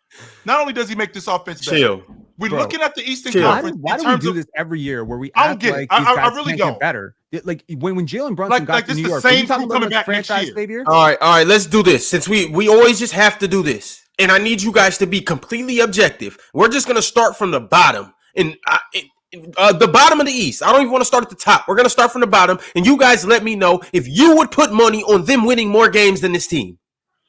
Let's get the easy ones out the way with. Detroit, Washington, Charlotte. Actually, Detroit, Washington, Brooklyn. Do they win more games than those guys? Yes. Yes. Okay, let's all move on. The next team I'm gonna mention is Charlotte, and I don't even think they win more games than Charlotte. They will. What? Okay, chill. You just said that they have a top shooting guard, a top point guard, and this and this. I didn't say that. Quickly is not better than LaMelo Ball. No, he isn't. But I tell you what, RJ Barrett, RJ Barrett today. I'll say it to your face. RJ Barrett better than Brandon Miller. Yes, he is. RJ Barrett is better than Brandon Miller today. Scotty Barnes is better than Melo Ball. And Scotty Barnes is better than anybody on your crew. I can argue it. I promise you I can argue it. I promise you I can argue Brandon it. Miller You can argue. No, this is just hating. Hey, What happened to we can expect people to get better? So Brandon Miller just doesn't fit into that category. No. I think Brandon He Miller 100% fits into that He's category. not But better you know than who else RJ. fits? But why can't he be better this year? And you know who else RJ can be? You know who else can be better this year? RJ. RJ Barrett can be better. Scotty Barnes Yeah, can but be that's better. my point. Like, why? That's my point. Why are we just saying either one is like it's a fact? But one can get better, one can stagnate. The other can get better, the other can stagnate. Here's the difference, Mars. The difference is that I think RJ Barrett is better than Brandon Miller right now. That's not including him getting better. So even if Brandon Miller did get better and RJ Barrett, we're assuming that he's going to get better, he's still better than Brandon Miller today. But that's assuming they get better by the same amount. Look, obviously, trade value is a different situation, right? If the Charlotte Hornets, if the Raptors went to the Charlotte Hornets and said, you want RJ Barrett for Brandon Miller, I think Charlotte Hornets hang up the phone. But in terms of actual value on the basketball court, let's stop talking about RJ Barrett like he's ancient. He's 24 years old. He just turned 24 this summer. Okay, this is a kid who's, in my opinion, been a little misused in New York. That's just my opinion. I think he's a transition athlete. He was. Tibbs is not the most imaginative offensive coach. Let's just put it that way. Running up and down in Toronto, he's going to have a ton of opportunities. He's a very instinctual basketball player. He was a number one ranked player in the country for a reason. Okay, he was hyped for a reason, and now he's getting a chance to explore all that stuff. I saw him become a better passer last year. I saw him make passes that I didn't think were possible for him in New York, and I watched a lot of him in New York. I just thought, look, I think development is underrated. I really do. I think every single year we are super caught off guard when a guy falls off or when a guy rises up, and we're like, oh yeah, that was always supposed to happen. It wasn't supposed to happen. Jalen Brunson was not supposed to come and be the savior for the Knicks.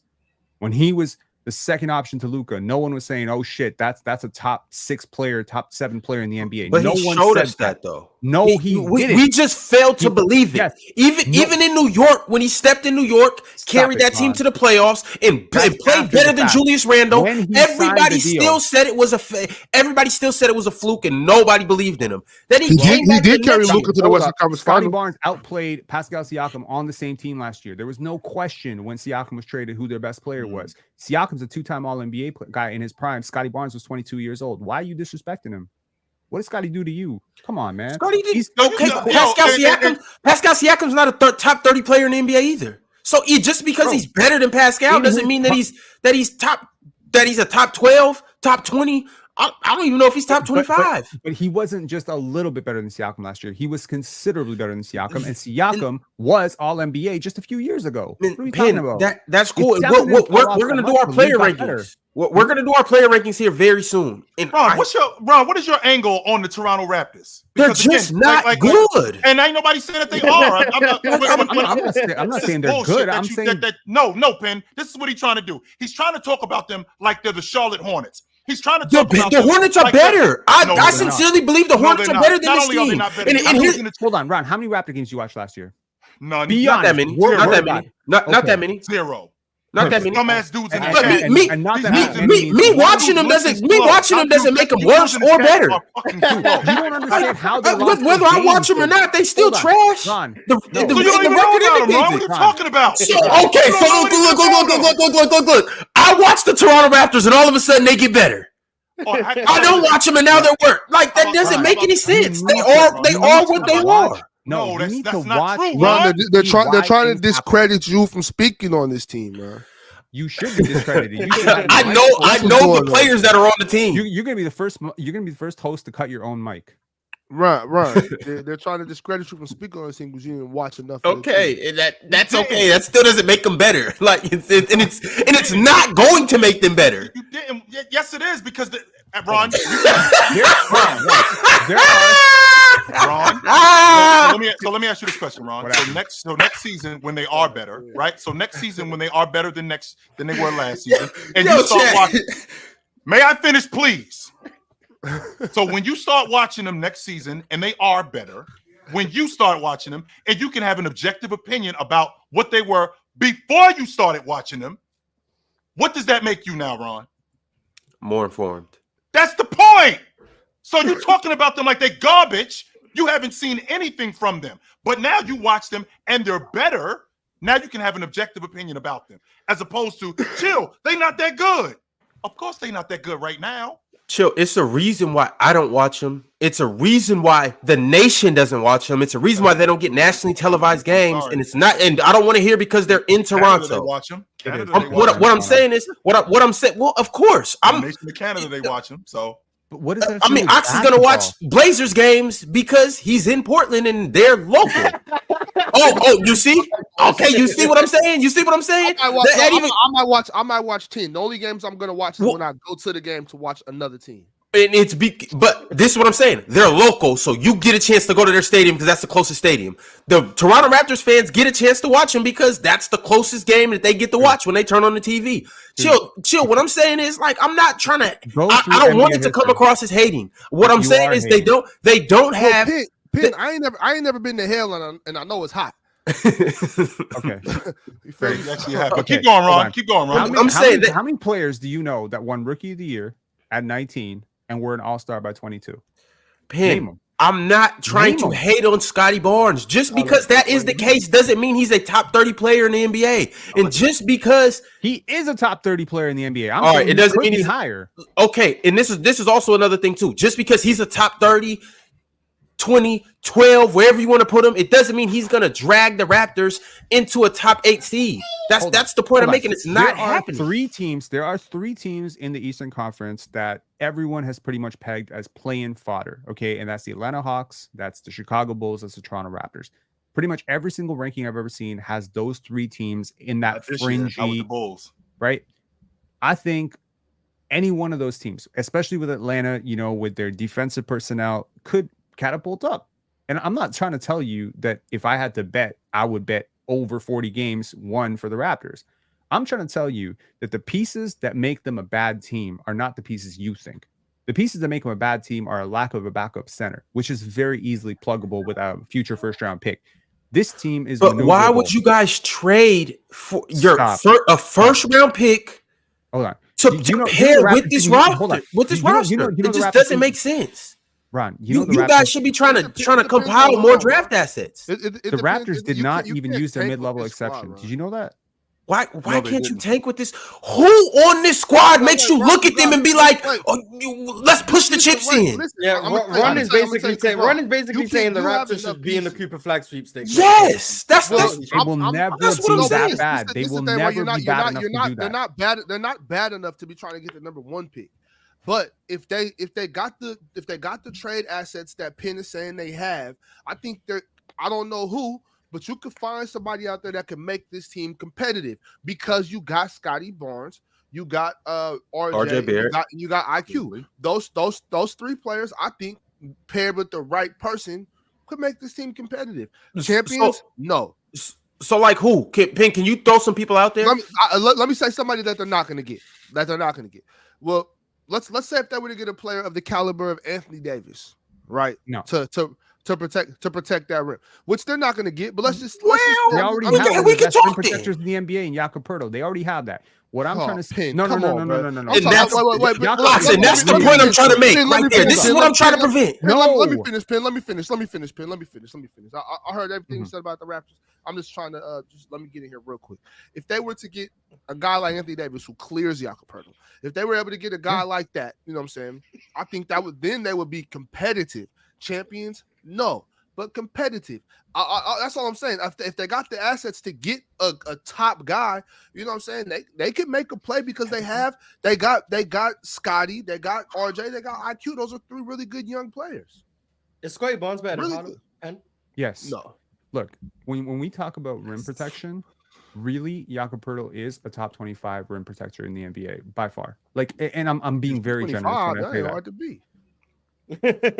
So they have a good rim protector. I mean, look, man, this guy has been a really good rim protector for a very long period of time. Unfortunately for him, look, man, I understand the way the NBA works. You play in a big market, you get a lot of hype, people start talking about you a lot, and you get overrated. And Austin Rivers is Austin Reeves, super overrated. Right? Super overrated. I think he's a good player. I think he's a really good player, but he's talked about a lot. And I'm pretty sure Austin Reeves has talked about more than RJ Barrett. And if you poll the average NBA fan, they probably take Austin Reeves over RJ Barrett. Doesn't change the fact that RJ Barrett's a better basketball player. So what I'm trying to say, I'm not taking Austin over RJ. That's crazy. But some people would. What I'm trying to say is that Jakob Poeltl has spent the last 7 years, 8 years of his life either coming off the bench or playing in small markets. People are not going to talk about him. Emmanuel quickly came off the bench for the Knicks. Do people care about the fact that he has the highest plus minus in Knicks history? No. Do they care about, his excellent defense, his progression? Do they care about his work ethic? Do they care about the fact that he's put on 10 pounds of solid muscle this offseason? Do they care about how he developed last year as a pick and roll ball handler? Look, the Raptors did something very counterintuitive last year. They put players in positions to fail, which is why they look so bad. Like this? What do you mean? Fact. This is my arch sent, I think, $200, and they ain't been rested. I'm letting Penn try to convince Baby Arch that what he's sending is not true. Toddler Arch, you got a lot to learn. You're gonna go to school. You're gonna figure it out. We gotta get to the Nets. We gotta get to the Nets. We gotta get to the Nets. We gotta get to the Knicks. Toddler Arch said, we spoke about the Knicks with the trade. Like, they didn't really need to be spoken. While we talking about the baby dinos, they are Gabanzo beans, trash, doo doo. Look, I don't care. What I'm trying to say is there's layers and tiers to development. And when you look at a team that's going all in like the Sixers, no, they're not going to play Jared McCain because it helps his development. But the Raptors are going to prioritize development. And at some point, it's going to tap through. And if Scotty Barnes is what I think he's going to be this season, which is I think he's going to be a top 15 player this year. Fight me on it. Come back to me in 6 months, play this clip and tell me I was an idiot. I don't care. Because Paolo is better than Scotty Barnes. Are you saying he's better now or going to be better than Paolo?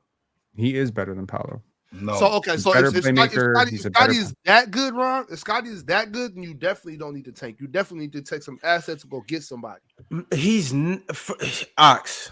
Even here's the thing that I'm saying though. Here's the thing that I'm saying. You gotta weigh the risk and the reward.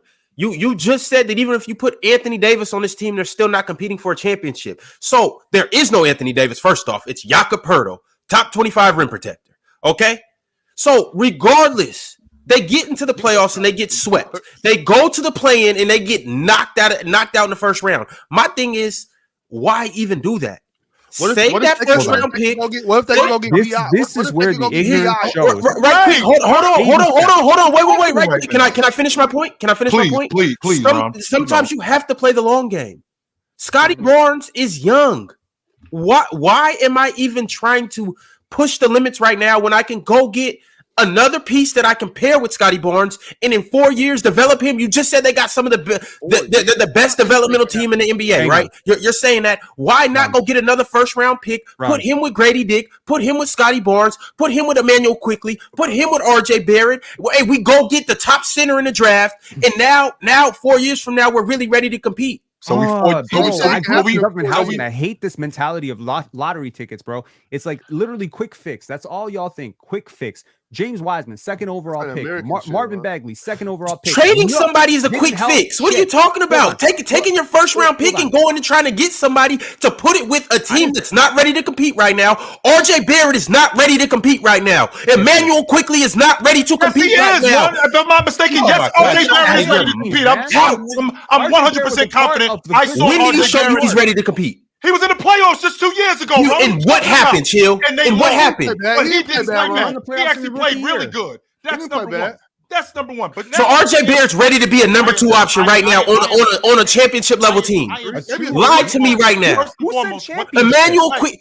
Why do people do this? Why do people go boom or bust? You don't win a championship overnight. You gotta build to it. Do you know how many? Hold on, Ron. 2 things. How many years did the Raptors crash out in the playoffs before they won a championship? Every year.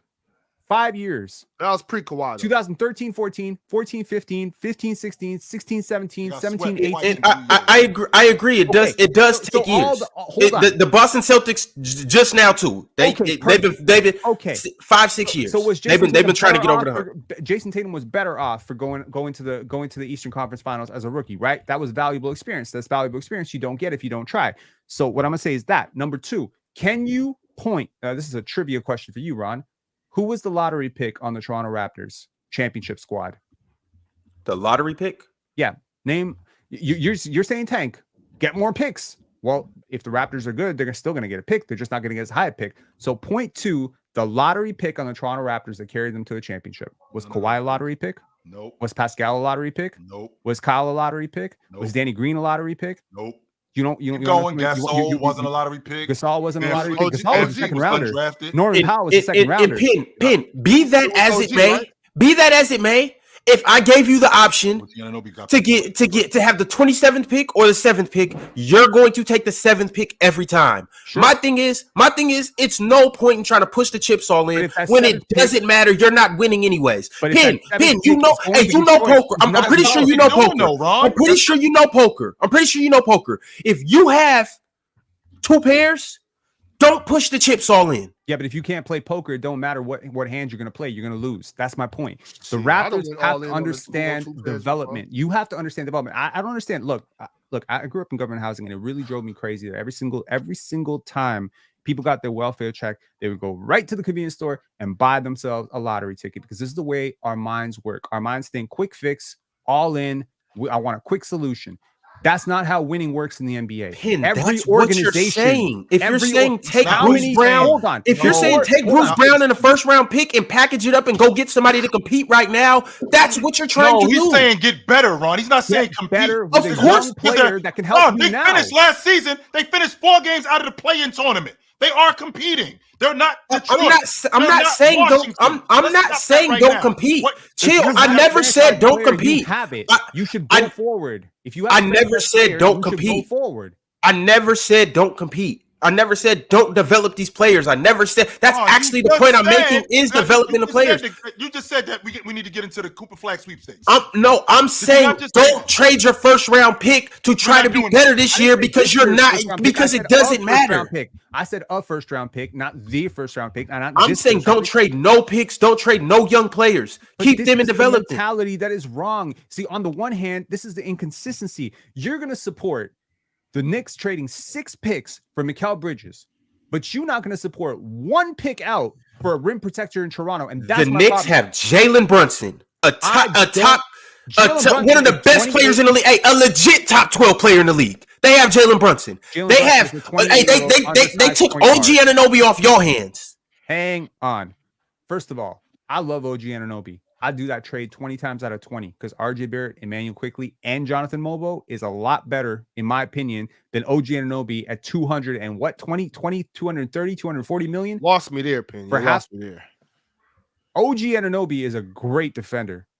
Definitely great defender. With that one, buddy. You would rather have OG Anunoby than RJ? RJ plus IQ? Day. Yes. Jesus. I'm logic. Yeah, what? Hell yeah.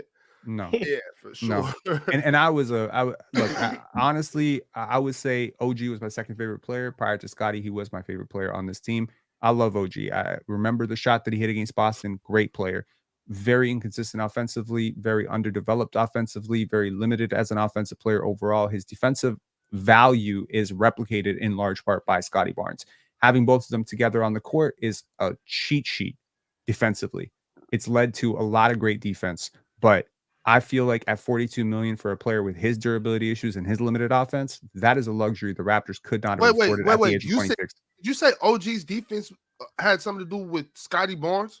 No, I'm saying replicable. They are very similar defenders. They are both point of attack defenders. They are both super versatile. The difference is Scotty can actually play larger number of minutes, and he's a great offensive player. So look, I think OG at 30 million is great. It's not quite Herb Jones though, right?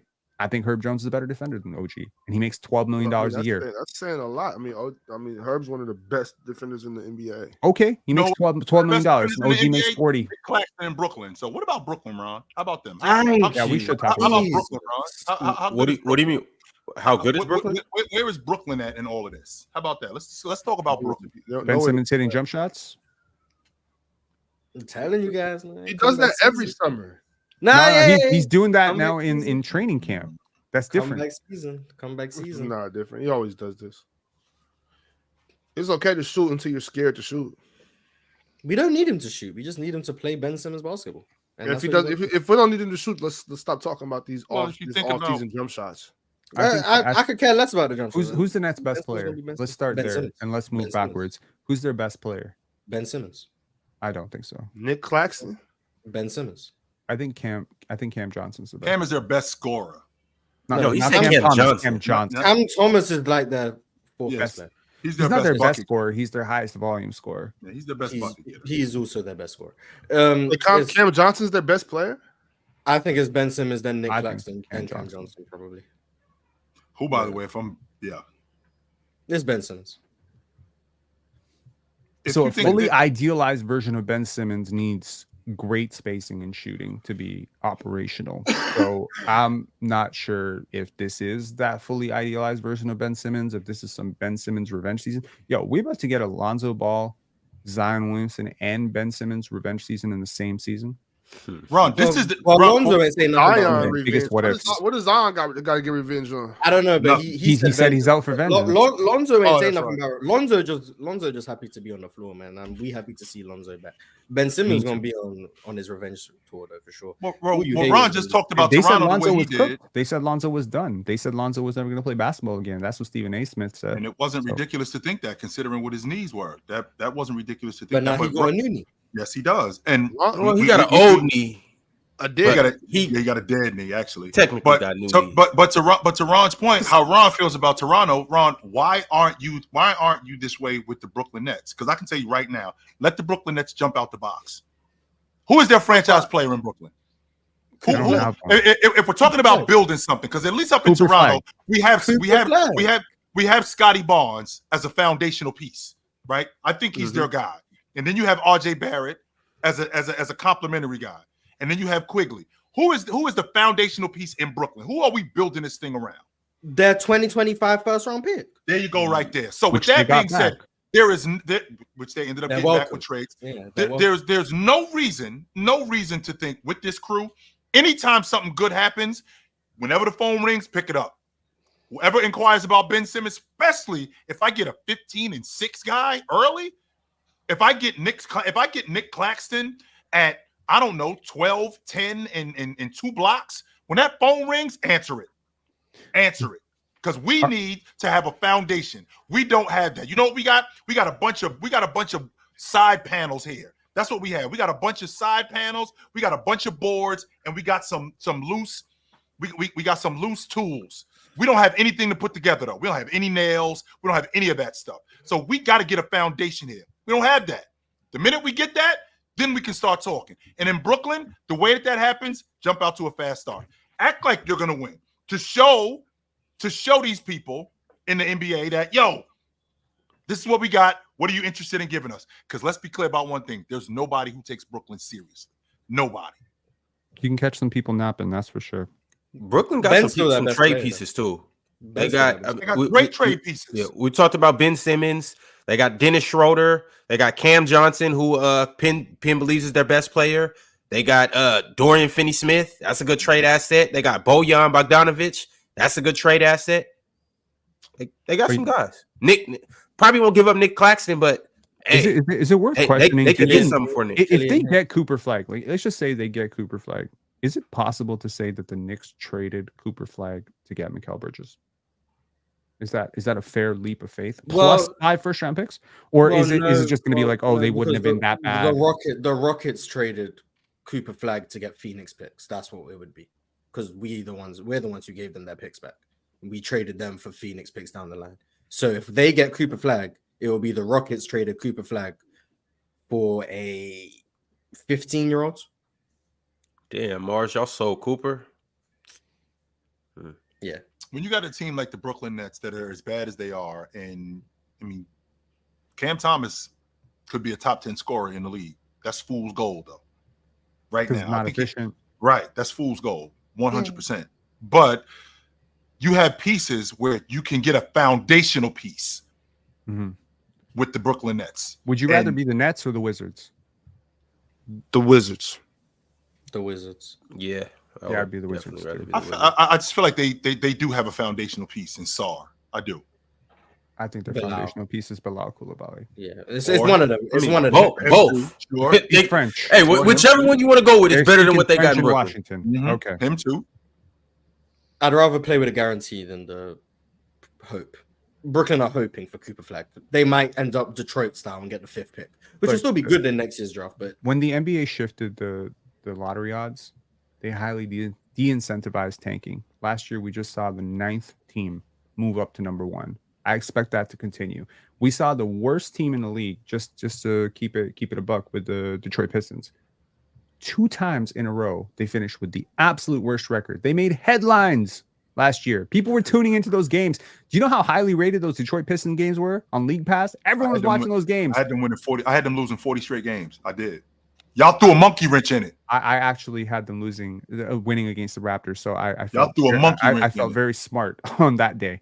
But what I'm saying is that team made history for being so bad, and they still ended up with the 5th overall pick back-to-back years. This is not a for sure thing. The tanking thing is not for sure. And you said I'd rather have a 7th pick than a 27th pick or whatever. I get that. I get that. It's obviously better to pick earlier in the draft, and you know Brooklyn might have that too. At the end of the day, though, Cooper Flag got to go into Brooklyn and become a better basketball player. And that's the problem. Very few players can absolutely supersede their environment. You're going into a situation that's healthy, like San Antonio or OKC, you're going to develop. You got good training staff, you got good leadership, you got good vets. This is going to help you. You go into a situation like Brooklyn or Detroit, that's not going to help you. That's going to add pressure. You might not have the right stability around you. You might not have the right training staff around you, and it can really dampen your career. I think if you play out Cade Cunningham's career 25 times, this is about the worst it's ever been, the worst possible outcome. And it's surprising to me how people don't notice this, that development is what creates superstars. The superstars are not born. They are developed. Because, hey, you know, y'all dudes know my old saying, anybody can train a secretary, you can screw them up too. You can screw them right up. All right, y'all. What I'm going to ask you, the last question I'm going to ask about the Brooklyn Nets is, well, I just want a record prediction. How many games do you think they'll win this year? Maybe 20. 18. 14. I'll give him 18. Ben Simmons is going to get him 7 early wins and get traded. So. All right. That concludes the Atlantic Division. In case you were wondering why we didn't talk about the Knicks, if you do want to hear about the Knicks, we talked about the Knicks for a whole episode on Monday. So go back to our Monday episode. You'll hear everything that we have to say about the Knicks. But shout out to the Knicks. I have super chat, so let's go ahead and dive into these. Toddler Arch said, baby dinos are trash. If they win more than 35 games, NBA should give them a ring and a banner. Trash franchise. So a second ring. Okay. Their I don't think second they're ring. that bad as a franchise. I don't think they're that bad. Winningest team in the Eastern Conference from 2013 to 2021. Make it make sense. Trash. Dominique TV sent through a members chat. He said, who would have a better season, Ja or Ant? Ant. Yeah, probably Ant. I think Ja has a prove it. I think Ja has a prove it season this year. I think he comes back and tries to get back to where he was, but Ant just got off that Olympic team. He's seen what the Western Conference Finals looks like, and he already talked about, you know, him not being in shape enough. Yeah, I think Ant comes back. I think he solidifies himself after the season. I think he's the best 2 guard in the game after this year. I wouldn't be surprised if Ja had a better season than him, though. Don't be surprised, Ron, because that's what's going to happen. Y'all got to remember how Ja came back last year. When he came in, wasn't even in basketball shape. Before he got hurt again, he was better than Ant. Well, that was my. I just think Joe's more likely to get hurt. Oh yeah, well, I mean, just you know, if they're both healthy and finish out the season, I think Ja's going to remind us all who he is. You seen Zach because he's been gone for a while. He's been gone for a while. You know if he can't be moved by Ben Simmons threes, I am moved by Zach Edey threes. Zach Edey wetting them, I'm good on Zach shooting the long ball. I'm straight on that. Get off the long ball line, Zach. No, he's draining them. Jaren Jackson was on with he was on a podcast the other day. He was talking about it. He's like, he's going to surprise some people. He's going to win Rookie of the Year. I think if I had to put money on someone winning Rookie of the Year, it's going to be Zach Edey. Chill was early on him. Yeah, Chill was. You got it right when you said Ox. I was Chill was early. No, you both liked him. You both liked him. I didn't say nothing about Chill. I'm just saying you had it right when you said Ox. I told you. Ox had him as the number one pick in the draft. I ain't have him going that high, but he probably should be odds-on favorite to win Rookie of the Year. You're right. I think he's going to start. The best player in the draft for sure. I definitely don't think that, but I don't think he's going to be the best player. But I think he's going to be the best player out the gate. Yeah. DSG Piccolo said, "If Marge is married to the Rockets now, does that mean they turned a hoe into a housewife?" Oh boy, wife. Shout out to Ludacris. It's 2024. It's 2024. Shout out to Ludacris on that lyric. Partner. Alan L said, "Nah, Swiper. If Penn say you are not allowed, that means you are not allowed, little bro." El Ron too. After my Drake take, I think the streets got Swiper's back, not mine. It's all good. Ron Deuce said, "Talent is natural ability. Potential is your ceiling based on your talent." Okay. The Kid Leaf Dig chimed in with a super chat. He sent through some laughing emojis and said, "Nah, who did the thumbnail to this live? I'm crying right now." They got Chill without glasses looking absolutely bewildered. Hashtag Winter Leaf is on the way. I just need these glasses to read. These are reading glasses. Winter Leaf. Winter Leaf's on the way. Brace yourself. Oh, we got 3 good. more months. Yeah, we good. Jamal Williams said, "Where's Lowe when you need him?" Probably at home. Probably helping someone move. I mean, there's other places he could be. He's a good guy. He helps people move. If I was a gambling man, DSG Piccolo said, "Well, what's the coincidence? If I was a gambling man," DSG Piccolo said, "How was the food there, Mars? Better than Seattle?" Yeah, it was bad. It was bad in Seattle. Yeah, definitely bad in Seattle. Not great, but Seattle was just bad. So definitely it was easy to beat Seattle. Yeah, if they didn't beat Seattle, I don't think I would ever come back to the You need to go to Alabama. He's already there. Yeah, he's actually already there. Allegedly. Allegedly. Yeah, he's already there. Yeah. One unemployment, said Ron. "When I see you next PC weekend, it's on, yo. Come to DC, man. You better pay what you owe, L host." What do I owe? Bro. Pay your debts, bro. What I owe? Reparations to the Toronto Raptors for all this bullshit slander. That's what you're gonna owe. Yo, Ken, all I did was come up here and tell the truth. That's it. Smooth Tube said, "Penn and Swiper are the two dudes at the runs that argue with each other after every possession and makes the game drag longer." Can we get this over with, Smooth? Damn, yo, the score is 11-10. Yo, somebody got next. Let's go. We're trying to get on the court. Guys did spend 30 minutes on Russell Westbrook's passing. For no reason. Crazy. Football Breakdown said, "I saw Joker miss wide open jumpers all playoffs." That is true. Not he all wasn't playoffs. he wasn't making his jump shots this year in the postseason. He just wasn't. I'm happy he didn't beat that when Swiper was here, man. His jump shot fell off. That's why Swiper said he shot from 2, not his overall percentages. But Smooth Tube said, "Trez, tell him Kings in 5, deepest team in the West." Deepest team in the West. I mean, they're pretty deep. Malik, Keon Ellis. Damn. Give me Houston. Keon Ellis, like one of my favorites. All right, chill. Later, fellas. Yep. Alan L said, "Ain't no party like a PC party." I don't know. I've never been. DeSarmo said, "Ox knows ball, man. L Jokic, L play in champs, Denver." Damn, L play in champs.